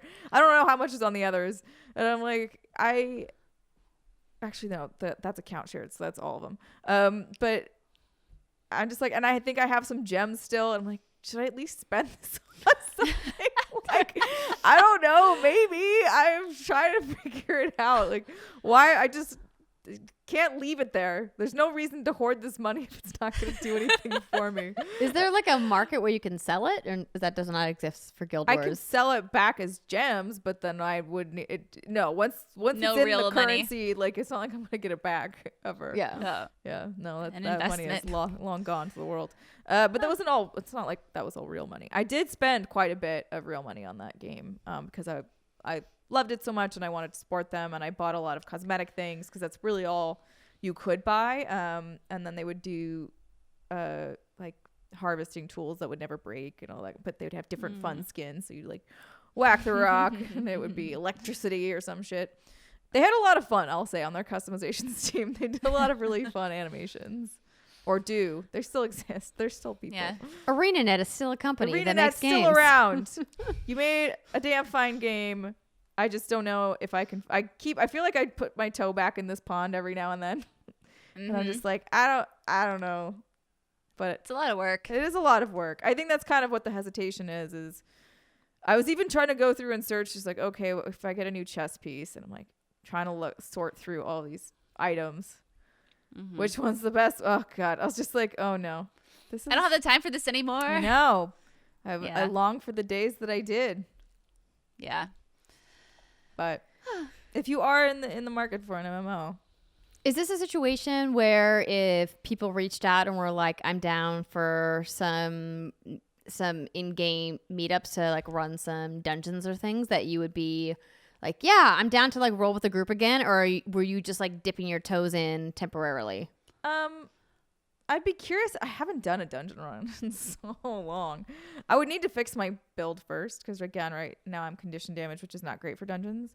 I still did it because the original dungeons were not that big of a deal, but they have added more endgame content now that is harder, and I don't think I would not be pulling my weight with the build that I currently have.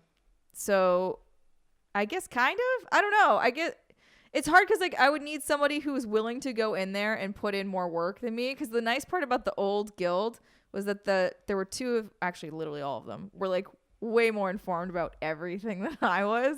So I would just ask. I would just be the person being like, hey, I want to play like X, right? Like I just want to throw traps or whatever, blah, blah, blah. Great. Here's your build. Like, here's what you need to buy. Here's everything. I didn't have to do a lot of thinking on my own. I think every guild or clan has those people. Yeah. The What's Good Guardians definitely has those people. I need those people. If I can get those people, I would be more inclined to play the game again, because that's the part that's missing for me where I'm like, I want to build Soul Beast. I want to like just hack things with a sword, but it takes a lot of effort to read into that. It takes a lot of effort to do that, and then I need to get, and then like now Ascended gear is a thing, and I don't even know how to wrap my head around that. I know I need to craft it because you can't buy it yet. Still, ArenaNet, come on, just let me buy it at the trading post. I don't fucking care. It could be 12 million gold, but like just let me do it. So you only have 800. I know. Don't talk to me about math. She said that she's willing to buy more gold. Okay, yeah, I'm like, give her all the gold. If there was a way I could just be like, and I blink and I have all of the gear, and I'm like exactly what I would want to be, I would totally be down to like run more dungeons and do group content with people, because I think the game is fun, and I think the gameplay still holds up. Like, I think that it's an interesting idea when you talk about games that have a long legacy, like a Guild Wars 2 that has been out for several years. This idea of how do I get legacy players to maybe jump back in? What kinds of like auto boosts can we offer for money that don't feel punitive to players who are playing ongoing because they've already done it, they've already earned it. Right, yeah. But like, hey, we want to get more players to come back. Like, what can we sell them? Knowing that they're going to be playing content that was released months or years ago, but we're going to give them an easy access point by letting them shortcut it. I think that there's nothing wrong with that. I think that, you get into the weeds or some kind of gray or sticky area when you're offering shortcuts on new content. And that's where the player base gets upset of like, oh, this seems like such a waste. And why didn't you just make it for free? Like, it seems punitive to players that can't afford to buy those shortcuts, but it's not punitive when it's content that was released like a long time ago. Yep. I don't even think any of my characters have crafting up to the level that you need it to be in order to make Ascended gear. I think I got one halfway there, but like the fucking grind of getting it there is so hard. It's just like, go back to the trading post, buy 5,000 more pieces of crystal, come back, make this bullshit item. There's definitely, and I was actually kind of pleased. I went and I was like, I knew my old stomping ground. So there's a website called Dulfy, Dulfy, and she does like multiple MMOs. She's just a guides person. She's amazing. And it's like, here's all of the dyes and what they look like on a character, and here's all, because I was like, okay, well, which one of these dye sets do I want? Like, this is how I spent one of my evenings. I was just sitting there, I'm not surprised by this. Looking at all of the dyes. I want to be pretty. Which one do I want to unlock on my character? They have given me several options here. Okay, oh no, I like this one. I don't like this one. So I honestly didn't even spend that much time playing the game so much as shopping. Sounds right. Sometimes you just need those moments though when you're playing a game like that where you just sit down and you just spend the night with a nice drink going through your inventory. Yeah. Because like you can't do that when you're in a party, because then people are like, what are you doing? Let's go. Yeah, I know. You're like, I'm sorry. I just, this dye looks really cool, so I've got to put it on. And they did give me a cool armor set. And I was like, actually, the medium one for once doesn't look like total trash. Because I did find that too, again, when I started playing, I would always get really irritated at the medium armor sets because they were always just like so frumpy looking. They were like sagging the ass. I don't know. They didn't look super flattering. And that's why I have the cultural armor for the Norn on mine, because it fucking is awesome. And actually, I think a lot of the cultural armor does look really cool. But now they have like I forget what it was called. I think it was basically like, hi, you've had a character for this long. Here's a gear set. And for once, I was like, I actually hate the light armor and I hate the heavy armor, but the medium armor looks pretty good. Hey, finally everything's coming up Millhouse. They're winning you back, girl. Yeah. That's cool. Well, I'm glad that you jumped back in and were inspired to revisit an old character. It's going to be a great eventual segue to what we're talking about in the third segment. But before we get to that, Brittany talked a little bit about your experience with GreedFall last week, and you've been playing a little bit more.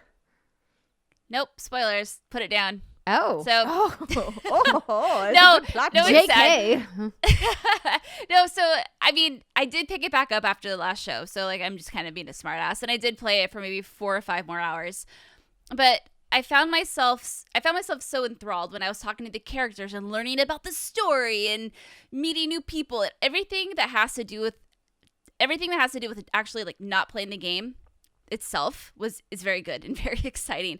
But the minute I have to run around and go from point A to point B, or run this mission, run that, I found myself getting bored and rolling my eyes. So in our Facebook fan page, I posted the following, and I'm going to read it because I'm going to say that people agreed with me, and I don't want to put words into their mouth. Okay. So I said, like I said on last week's show, I think this game really stands out with its characters, dialogue, and story. It's an interesting concept for a game, and I'm legitimately excited to see where it goes and how the characters develop. But I'm finding the active playing itself kind of bland. All the areas look mostly the same. There's so much backtracking, even with fast travel, and I find myself burning out. I recognize I focus too much on side quests in the beginning, so maybe that's why these main quests feel so repetitive. If you've played, did you also find this to be the case? And I got about 20 responses, and 99% of them said, yes, this was the case, and that's why I stopped playing.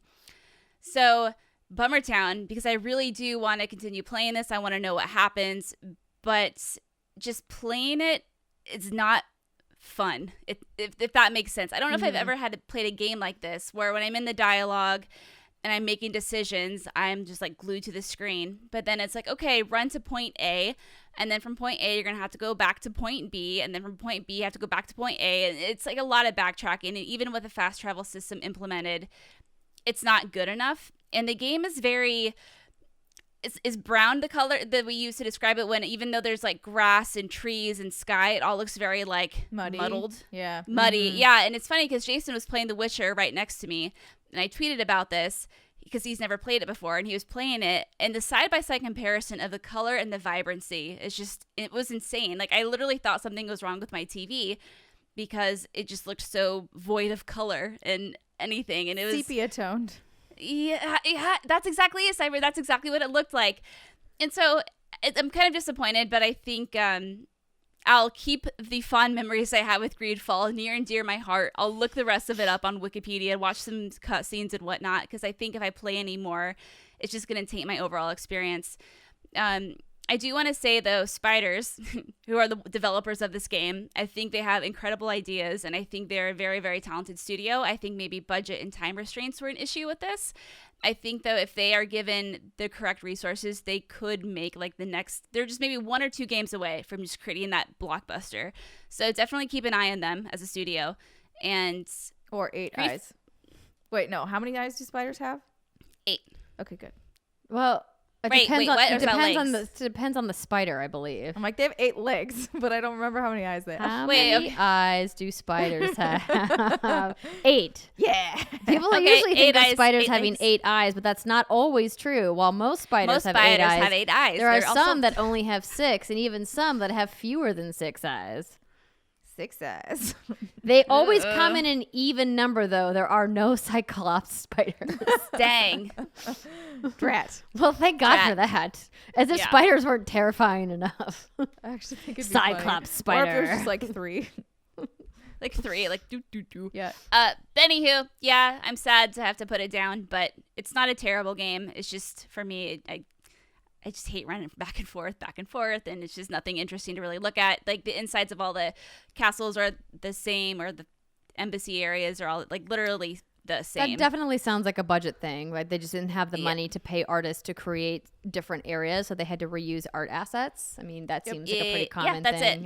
Yeah, but no, it's all the voice acting is incredibly well done. Characters are great. Story is interesting, but just the game itself is just playing it is not fun. Well, for me, probably why we didn't hear as much about it as we expected to last year. But glad to know that you at least enjoyed your time and that it wasn't like janky, bad, and broken. Right? No, not at all. Again, Spider is very talented. They're going to make a great game soon. Spiders are very talented. They make webs. It's great. They do indeed. And that's going to do it for our hands-on segment for this week. We have been teasing our upcoming segment after the break, and it is our Patreon-produced segment where we're going to be talking about some legacy franchises that we would like to see brought to the brand new generation of consoles that are coming this year. So stick with us. That conversation in just a minute.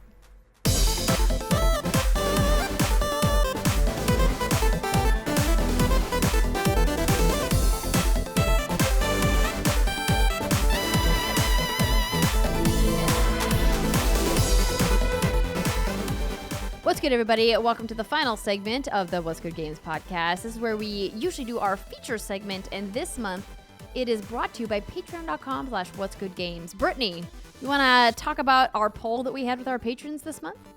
I would absolutely love to. So we polled our patrons, and as you ladies know, the process goes as follows. I say, hey, what do you want us to talk about? Submit your topics below in the comments. They do. I poll a few, and then the Patreon community votes on said topics. And this month, the winner of said poll was Adam Kopp. You can bring back 3 exclusive Dormant franchises for the new consoles coming this year. What would you pick and why? But we should read our mythic patrons. Of course. Well, because I was going to lead in with the fact that this is one of the many benefits that you get when you join membership at patreon.com/whatsgoodgames. We have many different types of memberships available. You can become a legendary member where you get access to the after hour stream. You can become a rare member where you get access to the ad-free version of the podcast. Or you can become a mythic member where we give a shout out to you every month on the show to let you know just how awesome you are. We've also got other fun tiers that have physical rewards like the You've Got Mail tier and so much more. If you guys are interested in checking out all of the, you've got the postcard there. Is that the one from November? That's the three-headed turkey. Mm-hmm. Yes, a handwritten postcard. That's an option. If you want to check out all of the fantastic tiers and membership options that we have available to help support everything we do here at What's Good Games. I know we talk about Patreon a lot because Patreon is 100% integral to What's Good Games functioning every month. And I know that we have the opportunity to work with sponsors and do ad reads on the shows, but that's just supplemental income to help us get to shows and things like that. Like the reason we run and operate month to month is because of Patreon, and we could not do it without the support of our amazing patrons. And I just want to reinforce how much we appreciate all of the support that you guys give us every month. So without further ado, let's read the names of these fantastic mythic members and above. I'll go ahead and just get started with Chewy's Godson. Who's going next? You go ahead. Okay, Adrian Rock Williams, AJ Lira, Al Tribesman, Alberto Andreas Videla, Alex Rigopolus, Alexander David, Alex Kuchler, Andrew Cotton, Ariella Furman, Big Zoo Pow, Benedict Bond, Bill Stillwell, blah blah blah blah, Brendan Clark, Brian Harper, Brian R. Johnston, Carl Peterson, Chip Bigelow, Chris Wilson, Krister Lindmark, Chai Jackson Burgess, David Eclici, Devon Nitz, Delnato Sanicio III, E. Benjamin Cheknos, Elizabeth Brooke, Elmo Shell, Emily Kent, Eric Z, Ermagerd Arenda. Okay, so I had to take a quick pause because the last couple of months when we've read Ermagerd's name, we've been like, please write in and let us know if that's your actual name and we're being assholes by making this joke about it.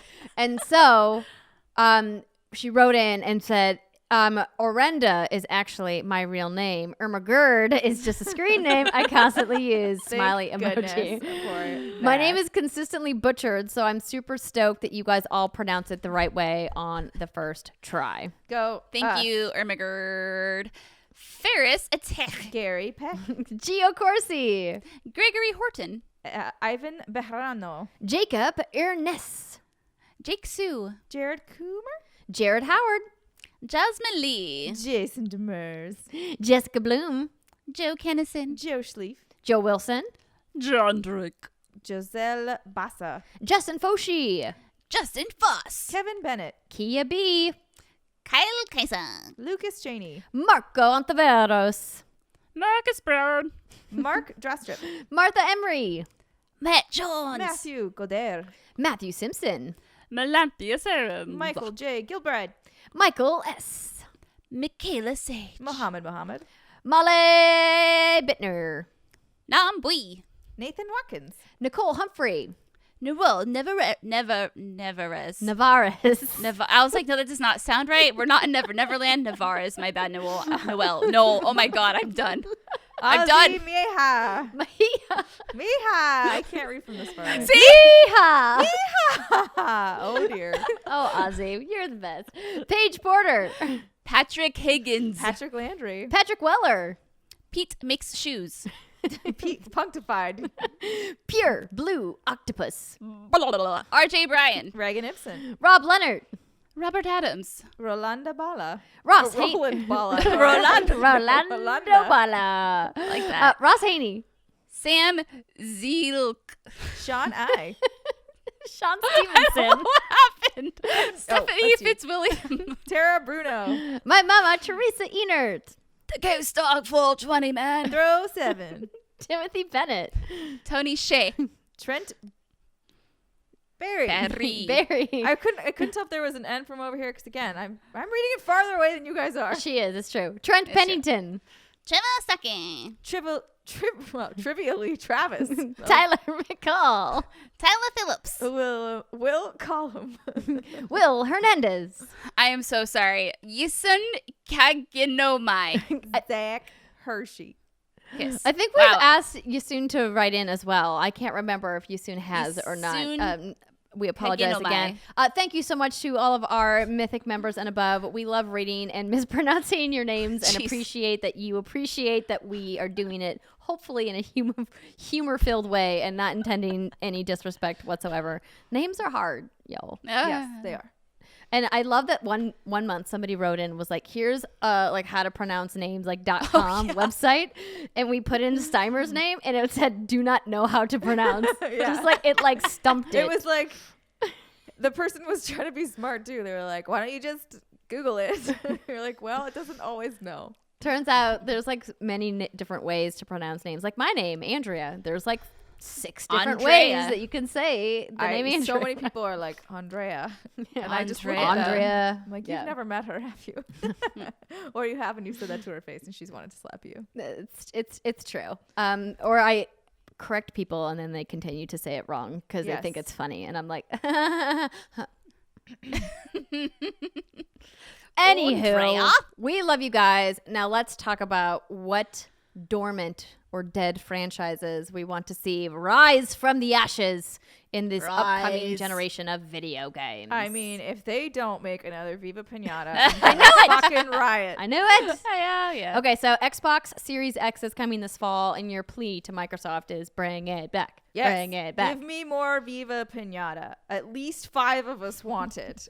So I think it's definitely worth the development cost.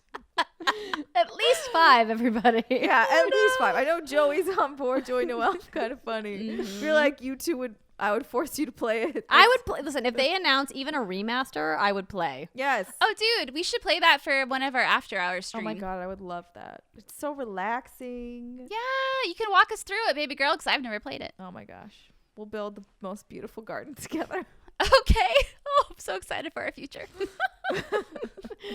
So for people who have maybe heard you talk about Viva Pinata but have never played or seen the game, how would you describe it? Like what is it as a game?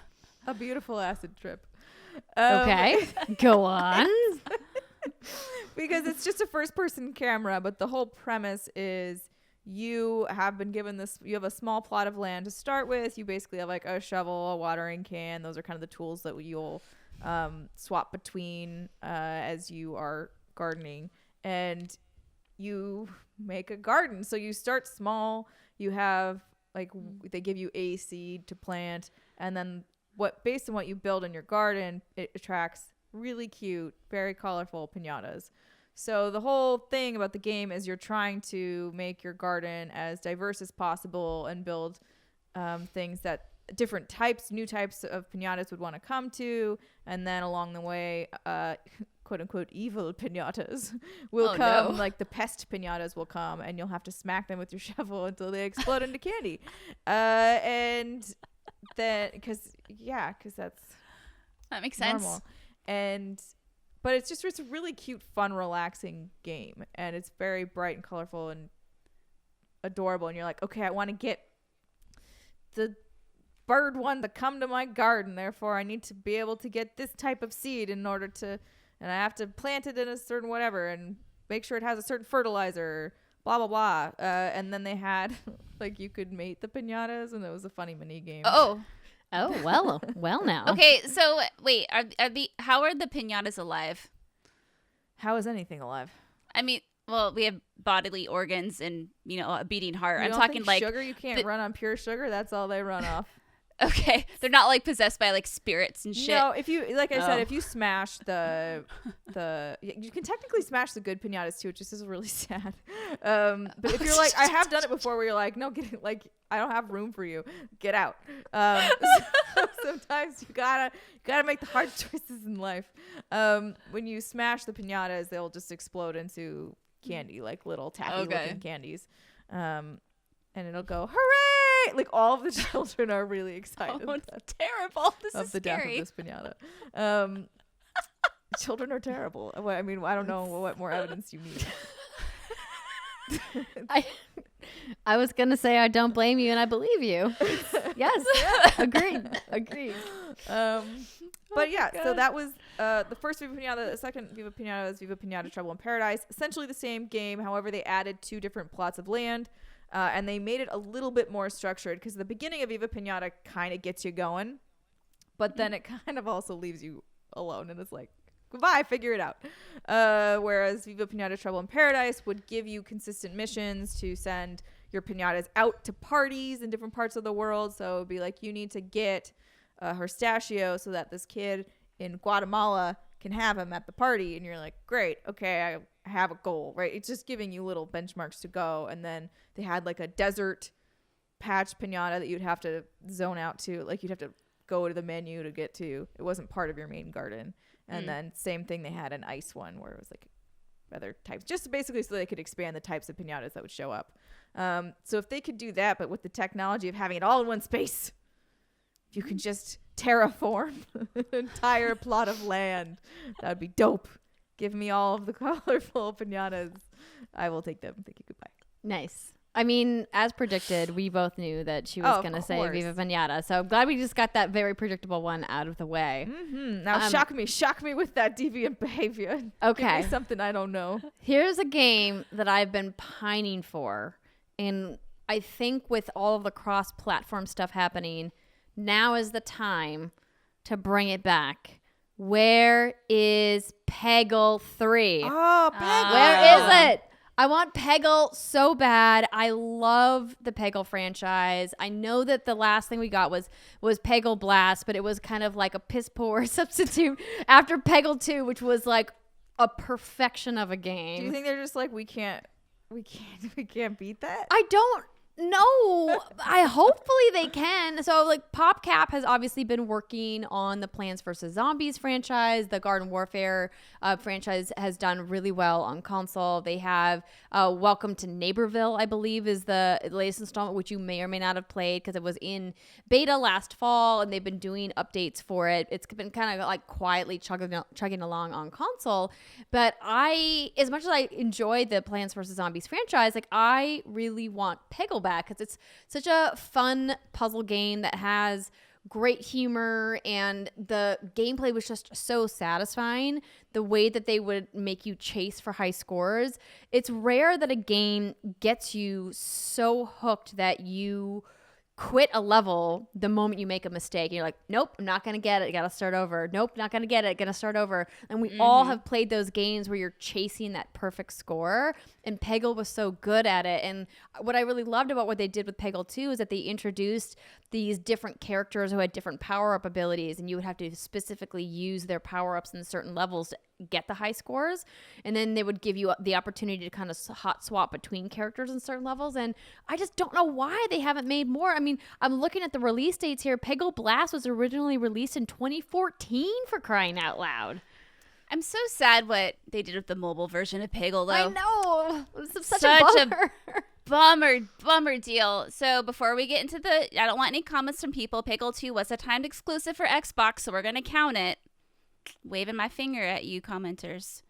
But, I love Peggle. That was such a fun game. And I'm not really one for puzzle games. Oh, my God. My dad loved that game so much. He would actually get so into it that he would start kicking his feet up when he played the crab guy. You know, when you have, like, the flippers and you have to bounce the balls around? Yeah. He would, like, actually, like, kick his, like, feet in the air. And I have the video. Yeah. Yeah, like it would help, which, he's also the guy who jumps while playing Mario. That's adorable. I mean, sometimes. Yeah. But I just think that where we're at now with how far advanced smartphone gaming has come since Peggle Blast, which was originally released, and how people are playing on multiple devices and there's cloud saves and where we're going with streaming, it just seems like a game like Peggle would fit on virtually every device you could possibly play video games on. I'm like, I mean, Nintendo could even take it as an exclusive because it would be such a perfect Switch game. I'm like, why isn't anybody doing this? And make it Apple Arcade exclusive for all I care. No, Apple is spending money on games for arcade. Like, they've got millions of dollars they're handing out to devs to make stuff for Apple. Like, I don't care if it's an Apple Arcade exclusive. Like, let's go. I just want more Peggle. Oh my God. And Nintendo, though, if Nintendo did it, they could bring in some of the iconic Nintendo characters. That would be so much fun. It would be, but I don't know if EA is on board for that. I mean, it's disappointing to me when there's a franchise that clearly was successful. I mean, granted, it didn't like light the world on fire. It wasn't like the best selling game ever, but it was pretty universally well received by both fans and critics alike. And it was a super fun game. I just don't know why you wouldn't keep making something that was so good. What's going on? Remember, they stopped making Portal. I know. Well, that's Valve. I mean, they stopped making games except for Dota. So sad. But just as a reminder, if you guys are like, what the heck is Peggle? What are you even talking about? Oh my goodness. If you've never played it, essentially it's like a Plinko game. It's like a pinball cross Plinko where you aim a little silver ball at all of these pegs, and the goal is to hit as many pegs as possible and get as many points by hitting specialty pegs. And then there's power-ups and specialty ways you can aim the ball in the different levels, and there's all these different patterns of pegs, and it's just super fun and addictive and great. And if you've never played it, get Peggle 2 specifically was my favorite. And go on YouTube and look at the Peggle 2 announcement video. Yeah. That guy was fun. That was such a fun time. That's a great pick. I would like to bring back Twisted Metal. Oh, nice. Classic. Yeah, I had a feeling. I was like, I think Brittany's going to talk about Twisted Metal. Oh, of course I am. This game needs to come back. So the first Twisted Metal released in 1995, and then the next year was 1995, yeah. Then you had Twisted Metal 2, Twisted Metal 3 through 4, and then it went into Black in 2001, and it's kind of been trying to find its footing with the last installment in 2002, I believe. And since then, it's just kind of been like, bleh. There were supposed to be PS3 games, but those fell through. And in researching this, I guess there's PlayStation Productions has sealed the deal on a Twisted Metal series, a TV series, show. I think I heard something about that. I think we were in London or something when this broke. I don't know, but I think I missed this unless I just don't remember it. But I saw that and I was like, oh my God. So Twisted Metal is a vehicular combat game. And the idea is that you have an array of like maybe 10 to 14 characters to choose from. And each character has their own special ability and their own pros and cons. For example, I always liked playing Hammerhead, which was like a monster truck car. And that car was great because he had good armor, but not so great because he was really slow. My dad's favorite character, because this is a game my dad and I played all the time, specifically Twisted Metal 2, it was Axel, and it's a dude, and he has his arms out like they're axles, but his arms are the axles. I think that's how cars work, but the wheels are I mean, you don't usually use your arms, but yeah, so the axle holds the tires. Yes, right, yeah, okay, yeah, so his arms are the axles, and then on each side of his arms where his hands should be are two huge tires. So Axel Twisted Metal 2, look it up if I'm like not explaining this well. It's kind of hard to explain. Sounds like the creepy people in Wizard of Oz that would roll around with their hands on motorcycles, or not motorcycles, with the skate hands, but out as tires instead. Huh, yeah, sure. That I have no idea what you're talking about. Oh man, no, I don't. I can't wait for someone to tweet me and be like, I got that reference. Those things were so creepy. Yep, you always get a handful of those. Anywho, yeah, so the idea of Twisted Metal is that you have all these cars and they are participating in a tournament because if they win the tournament, you get to have one wish granted by this being named Calypso, and he can somehow grant any wish you want. And so it's just kind of a what? Is he a genie? Maybe he kind of has. I think he has like an epic pointy beard, if I'm remembering correctly. That's kind of like reminiscent of a genie, right? Yeah, maybe that'll do. Yeah, maybe. In Steimer's canon, he can be a genie.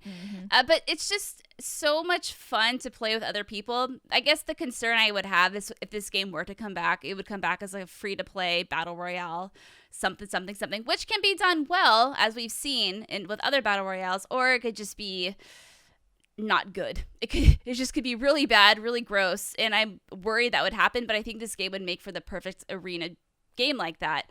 I also would love to see a campaign come back because, again, Twisted Metal 2, which I think is the best. That's why my dad and I played it. And you just go through level and you'd work together as a team. So it'd be like you two versus like 6 other cars. And it was fun to go through the levels and find the best hiding spots, find the best sniping spots. You'd learn where all the health was, where all the special abilities were, and then you could even like hacksaw the game. Well, not really. It's a code that's built into the game, and you learn the code by falling off a rooftop. And then in the city lights, the code's spelt out. Anyway, it's a code for a big car named Minion, and he's a big tank, and I was always him. Anyway, I'm rambling. Super fun game, and I don't think they make anything like this anymore, and I would love to see it come back. I don't know if it will, though. That makes me sad. Well, if it came back, I doubt that David Jaffe would be involved because he's turned into a YouTuber that has very specific and sometimes very controversial and edgy opinions about things that I'm like, ooh, you seem not great. Why are you talking about that weird thing? Speaking from experience? Maybe he made a video about me and it was not friendly. I forgot about that. Maybe that happened. Why did you do that, David Jaffe? I thought we were cool. Apparently we're not cool. So, but doesn't mean that franchise is gone because he wouldn't be involved, or that maybe even that he would not, that he wouldn't be, or that he would be involved. I don't even know if he was involved I don't know if he was involved even in the later entries. I'd have to, I think he was. Yeah, he was. I think I was reading quotes from him about the PlayStation 3 versions. Anyway, let me know if I'm wrong. I know someone will. And a great game, really, really fun, but it's been dead for a very long time. But apparently we're getting a show, so that'll be interesting. Yes, it will. That's a word for it. Okay, Steimer, what's your next pick? I mean, it's not going to happen because I already kind of mentioned, but like, I think honestly, most of the things from Valve, not even talking about Half-Life, but another Portal would be great. Yeah. Another Left 4 Dead would be fun, but like, they're not making those. So they're not making the video games. There is no hope of them happening, but it doesn't matter. This is whatever, pie in the sky. Like those games were really fun, and I liked both of them, and they were quality experiences. You know, Portal for the first-person puzzler element, and then just the humor of Portal is amazing. Yes, and the storytelling, top notch. And then obviously the fun co-op elements of Left 4 Dead are super creepy, which Brittany always likes. I don't usually like that part, but I'm okay with it because there's other people there. I feel a little bit more secure. And, just running through those weird, creepy maps and trying to figure out, like, oh, wait, do you hear that? Do you hear the cry? Oh, so good. Okay. Nobody bother her. I know. And then someone always does. They're like, don't bother the crying girl. Leave her alone. Just fucking sneak past. And get it's kind of good advice in general. Unless like someone really needs help. If someone's just bawling on the side of the street, maybe they want to be left alone. Or maybe they need help. I don't know. That's true. I don't know. But yeah, I think Portal she might kill you if you look at her. I mean, yeah, but that's not a good thing to happen. But it's interesting because like those are two very different franchises, and I think like a game like Portal seems like it would be such a layup for Valve to bring back, and obviously would require substantial resources, but not maybe as extensive as a game like Left 4 Dead would because of that multiplayer aspect and how that just inherently requires a bigger team to manage and to balance. Yeah. But I think that Portal is one of the all-time greatest franchises ever created, and it's sad that game has been dormant, or that franchise has been dormant for so long, knowing that Valve has the resources, more than enough resources to make both of those games. Quite frankly, they have the staff to do it, and they have the resources to hire more staff if they need to. But it's sad. But yeah, it would be great if it came back. But it's not. I don't know if it's ever going to. No, might be dead forever. Rip. Rip.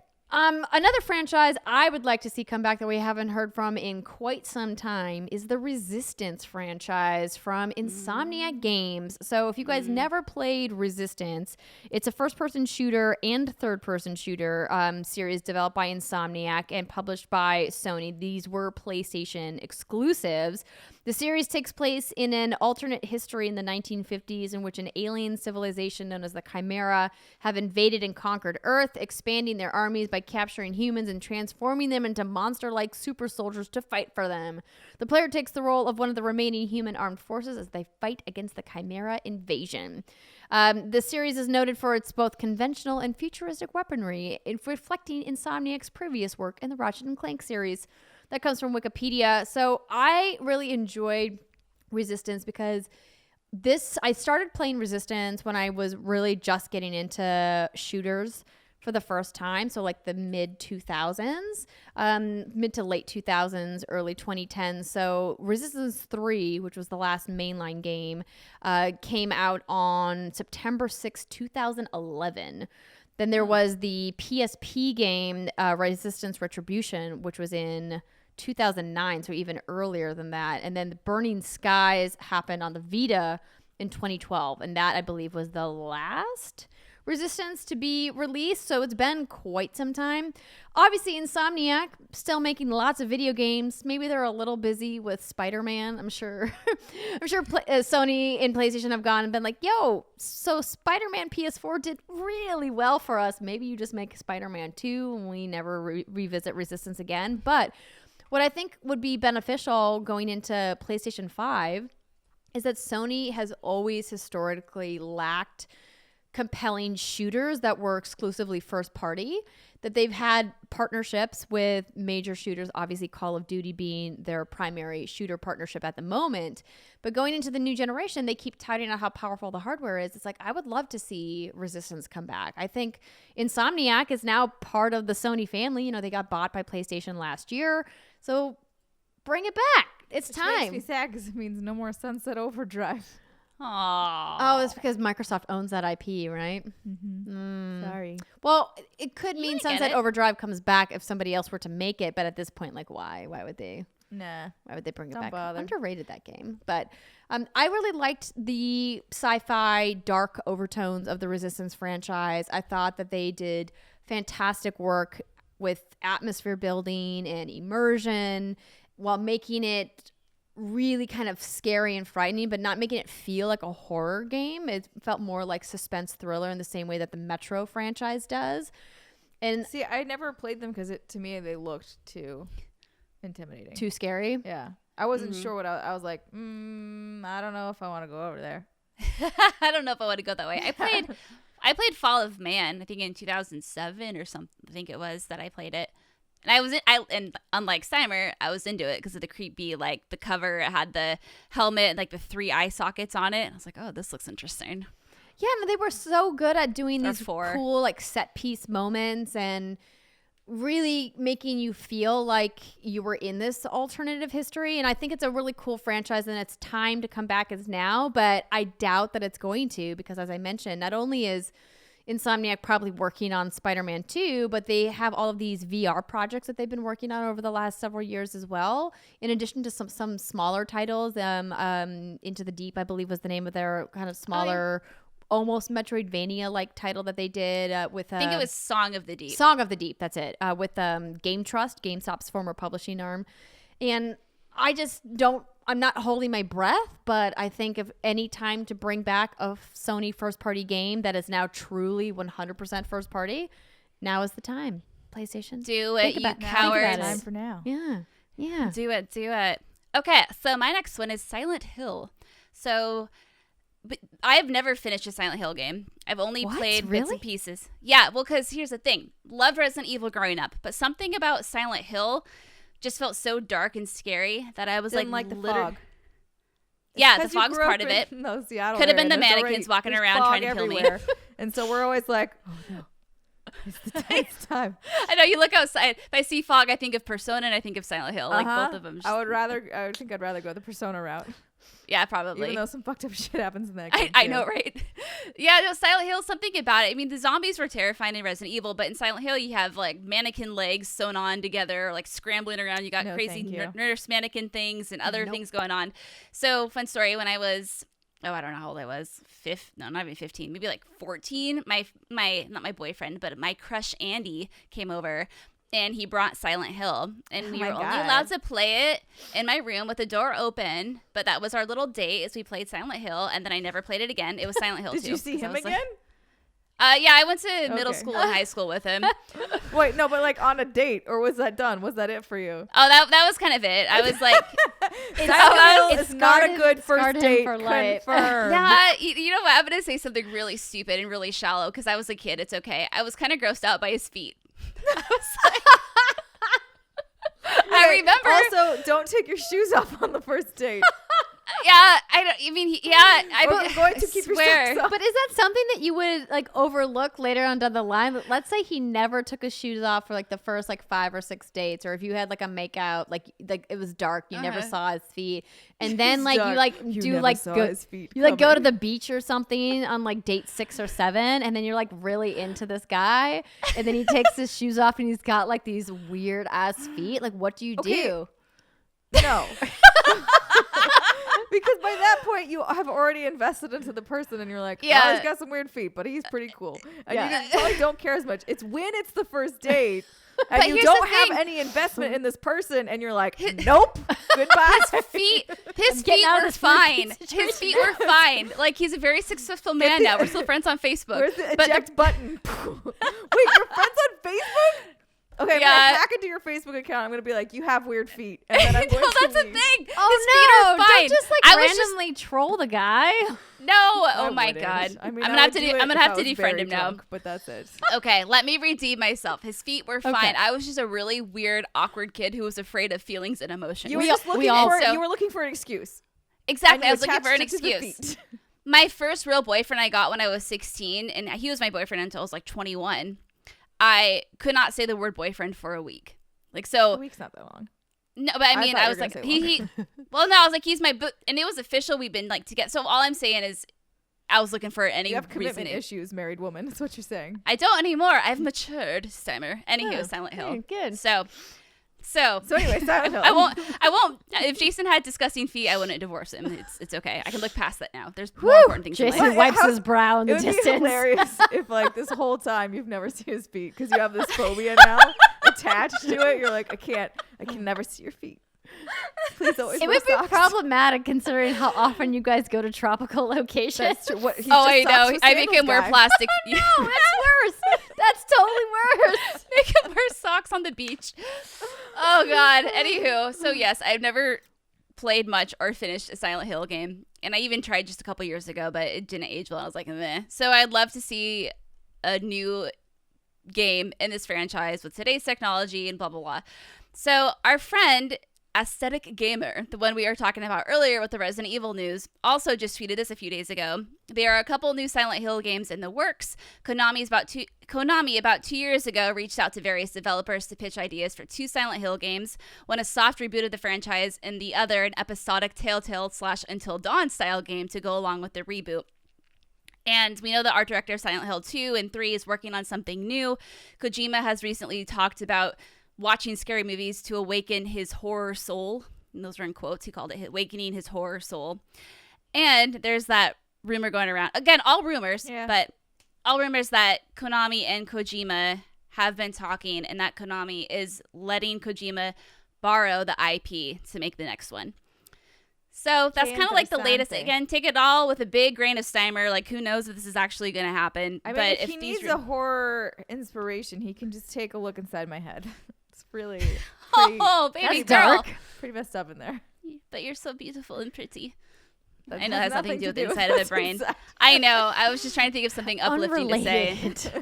Well, maybe Steimer's last pick is uplifting. Yeah. Well, I guess I just got cut off, but that's fine. I was like, I don't know if Brittany's done. My bad. No, honestly. Keep going. Okay, this is the last thing I have to say. Yes, continue. Recently, Konami said that they cannot share anything at this point regarding Silent Hill, but they are listening to customer feedback and considering ways to provide the next title. So I'm willing to bet we're going to hear something this year on Silent Hill. which would be awesome. What So are maybe you my willing wish to will come bet? true. Shall we make a bet? I am willing foot? to bet a bottle of alcohol Top at the shelf. $49.99 value Okay. $49.99. plus tax. Okay. Okay. So I just you've pulled that out of my got ass. $60 total to spend maximum. Yes. Okay. Okay. Got it. Okay. Cool. So the bet is that by the end of 2020, Konami will have announced the next installment in the Silent Hill franchise. Announced or at least teased. Yeah. At least tease. Let's put a little asterisk in They there. will have Probably- officially confirmed they are working on something with the Silent Hill franchise. Yes. Okay. I will take that bet because I All right. don't think that they will. Well, I mean, either way, you're drinking, so it's So this means if they so things bad bet things all that around. qualify is an official teaser trailer or an official game announcement. Just Or an that- official. what It doesn't about- have to be a trailer. It could just be like, "Hey, this is a thing we're working on." Just some sort of confirmation. like a tweet. A tweet. A A tweet tweet will will do. suffice. official about an earnings confirmation call? that a game Yes, is an happening. earnings call. Not just like more to come because that they've already announced like that the franchise isn't dead, right? What is dead may never die.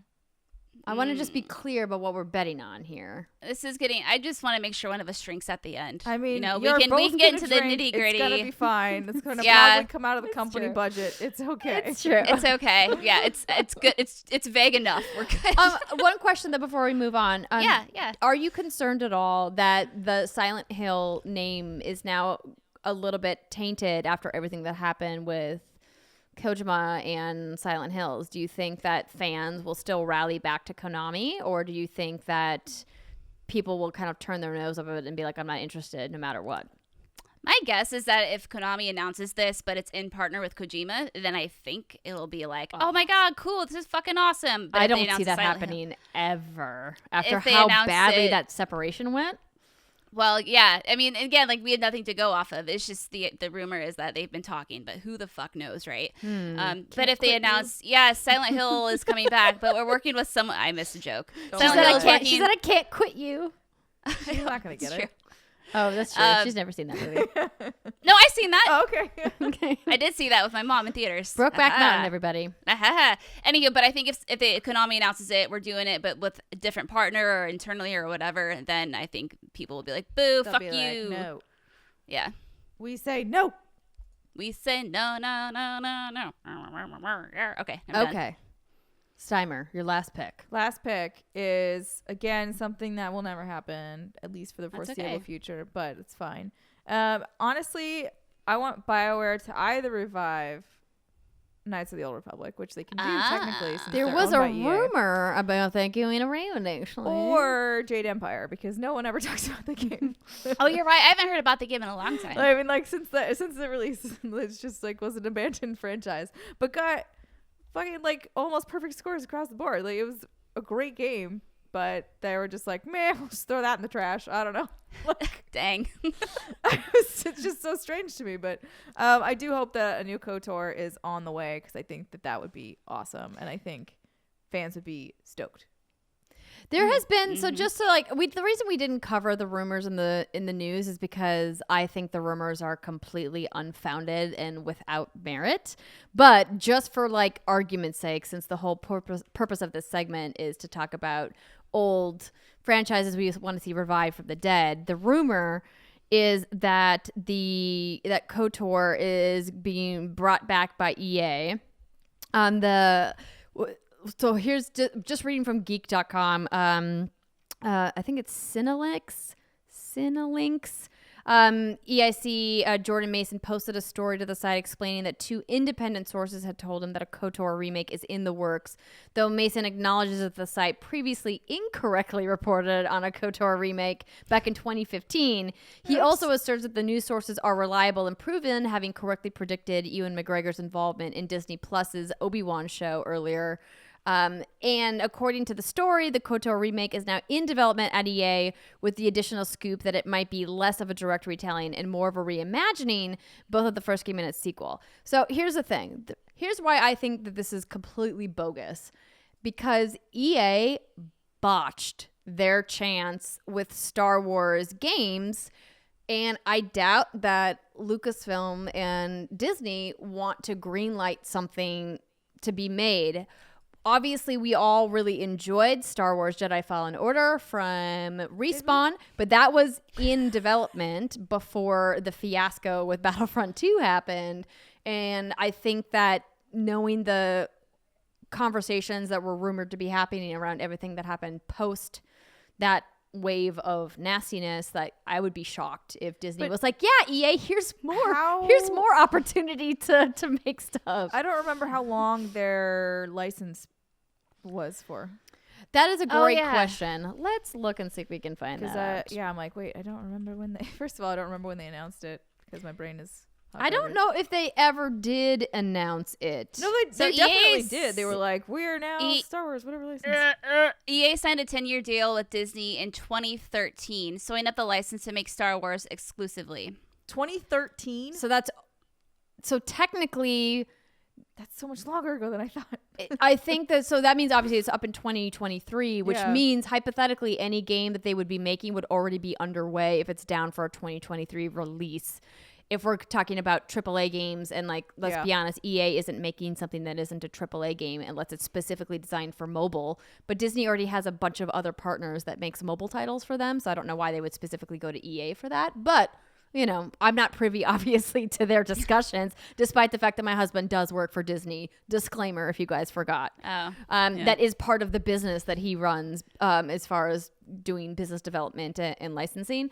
But he doesn't let me in on his business calls. Spoilers. Oh, as much as I would like to eavesdrop, you know, he doesn't allow that, which is for the best for both of us. So let's see here. This Reddit thread, his list is titled, EA is not letting BioWare make a new Knights of the Old Republic game. The Reddit thread was posted a year ago. And it says BioWare is currently busy with Anthem and Dragon Age 4, which was we true. Already knew, So I would actually be shocked if BioWare had the bandwidth. That's what I'm saying. It's not a thing KOTOR. that it would happen because I just don't think the studio has enough people to pull it off at this point. They do have other projects that they're working on, but that doesn't mean that it wouldn't be great. Yeah.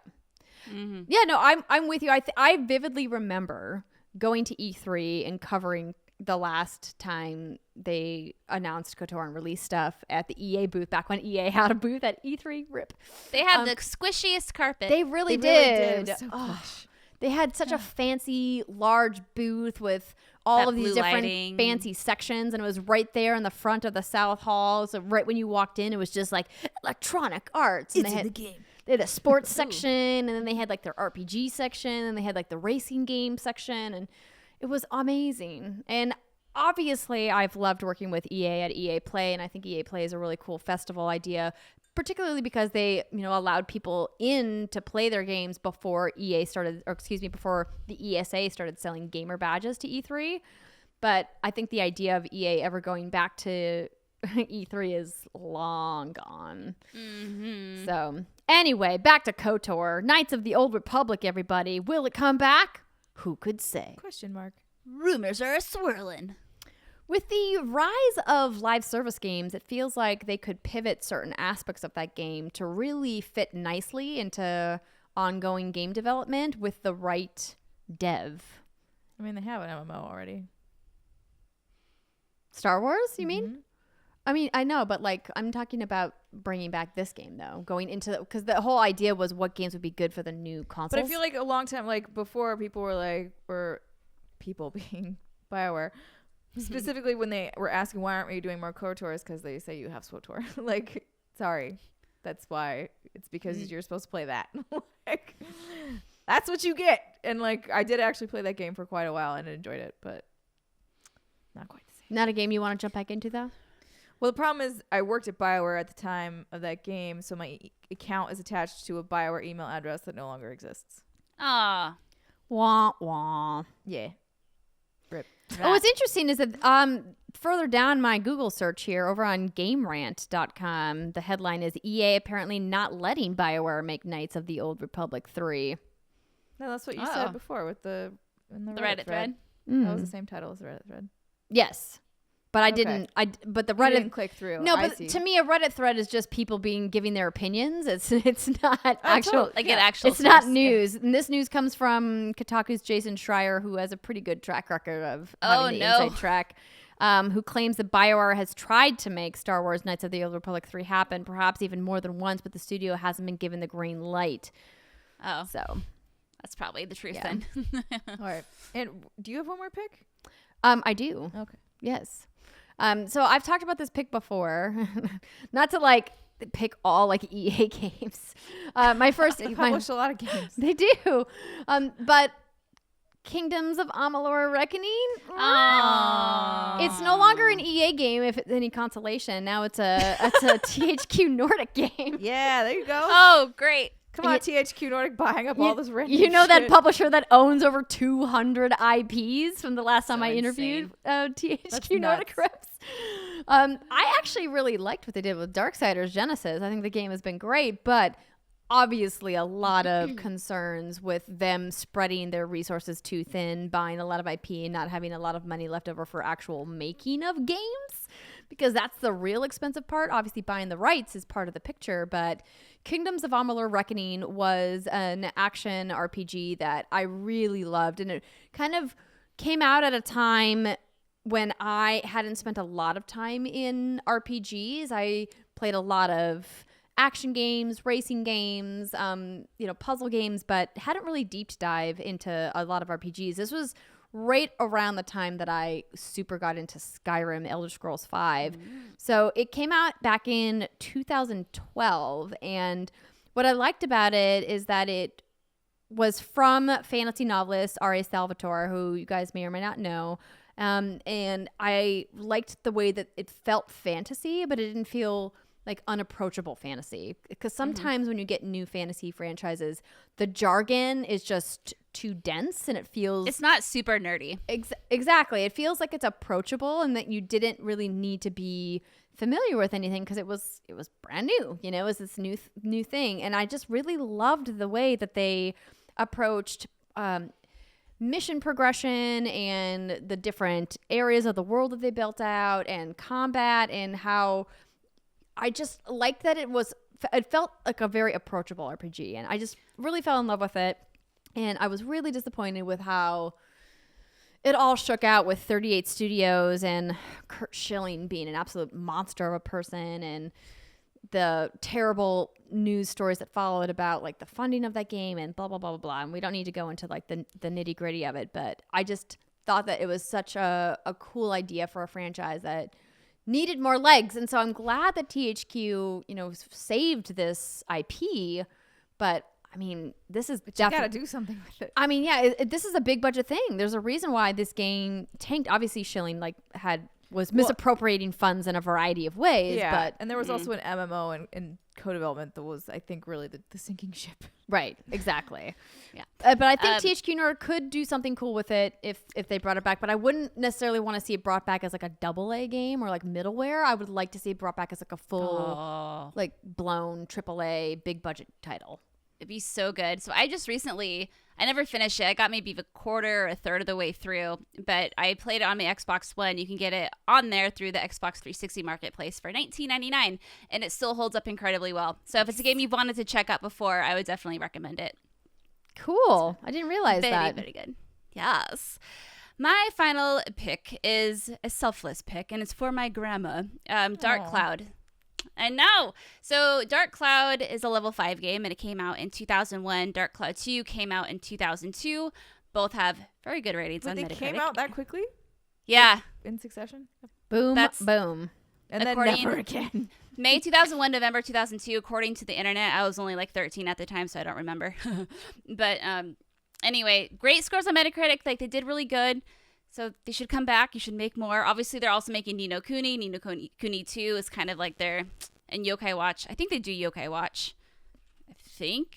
Yokai Watch. Level 5 studio. Question mark? Yes. Okay, so they have like other franchises that they kind of focus on, and Dark Cloud 2 has been dead for a while. But this is my grandma's Dark Cloud all-time... Yeah, Dark Cloud's, yeah. My grandma's all-time favorite game. Whenever I come over, she's either playing Ni no Kuni or Dark Cloud, and I always ask her, like, what do you love about this game? And she always responds with the same, there's just so much to do. There's so much dungeon crawling, town building, crafting, the story of it, the characters of it, and she's put literally thousands of hours into this game. She's played this game so much that the timer on the game has run out. Like, it just freezes. It's broken. It's just broken because she's gone way far. Time has no meaning here. It has no meaning here. And I'm not exaggerating, every time I see her, she asks if I've heard anything more on Dark Cloud. Aww. And sadly, like, Sweet no, baby I mean, squirrel. no, it makes me so sad.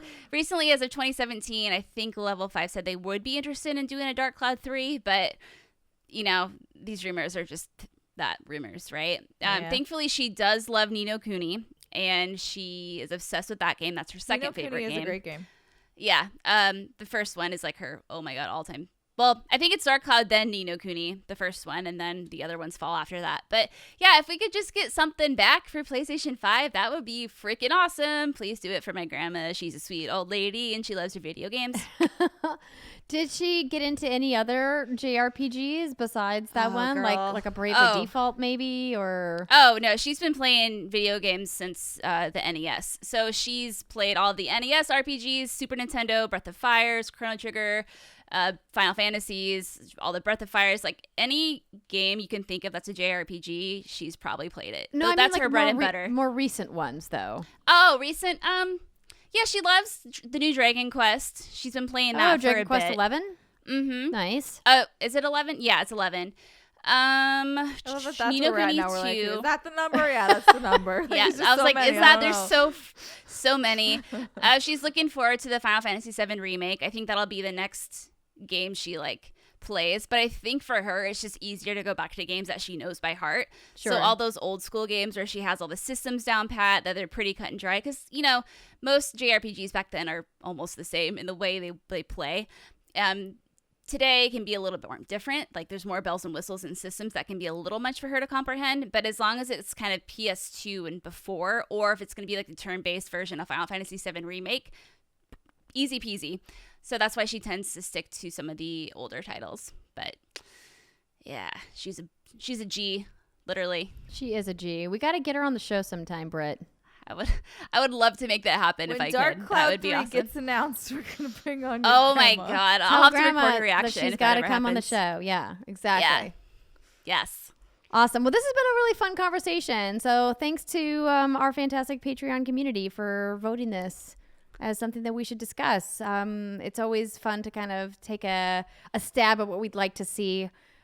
Make it happen, you cowards. All of you. Make all the games happen. All of them. Just make more. Why wouldn't you just make more? It's easy, right? Game development so is easy. Who do I have to pay to make Peggle happen? Oh my God. I think PopCap. Okay, PopCap, let's talk. That's going to do it for our show for this week. If you guys want to vote on our segment for next month, patreon.com/whatsgoodgames is where you sign up for membership. A big thank you again to everybody. We hope that you guys have a fantastic weekend, and we'll see you next week. Bye.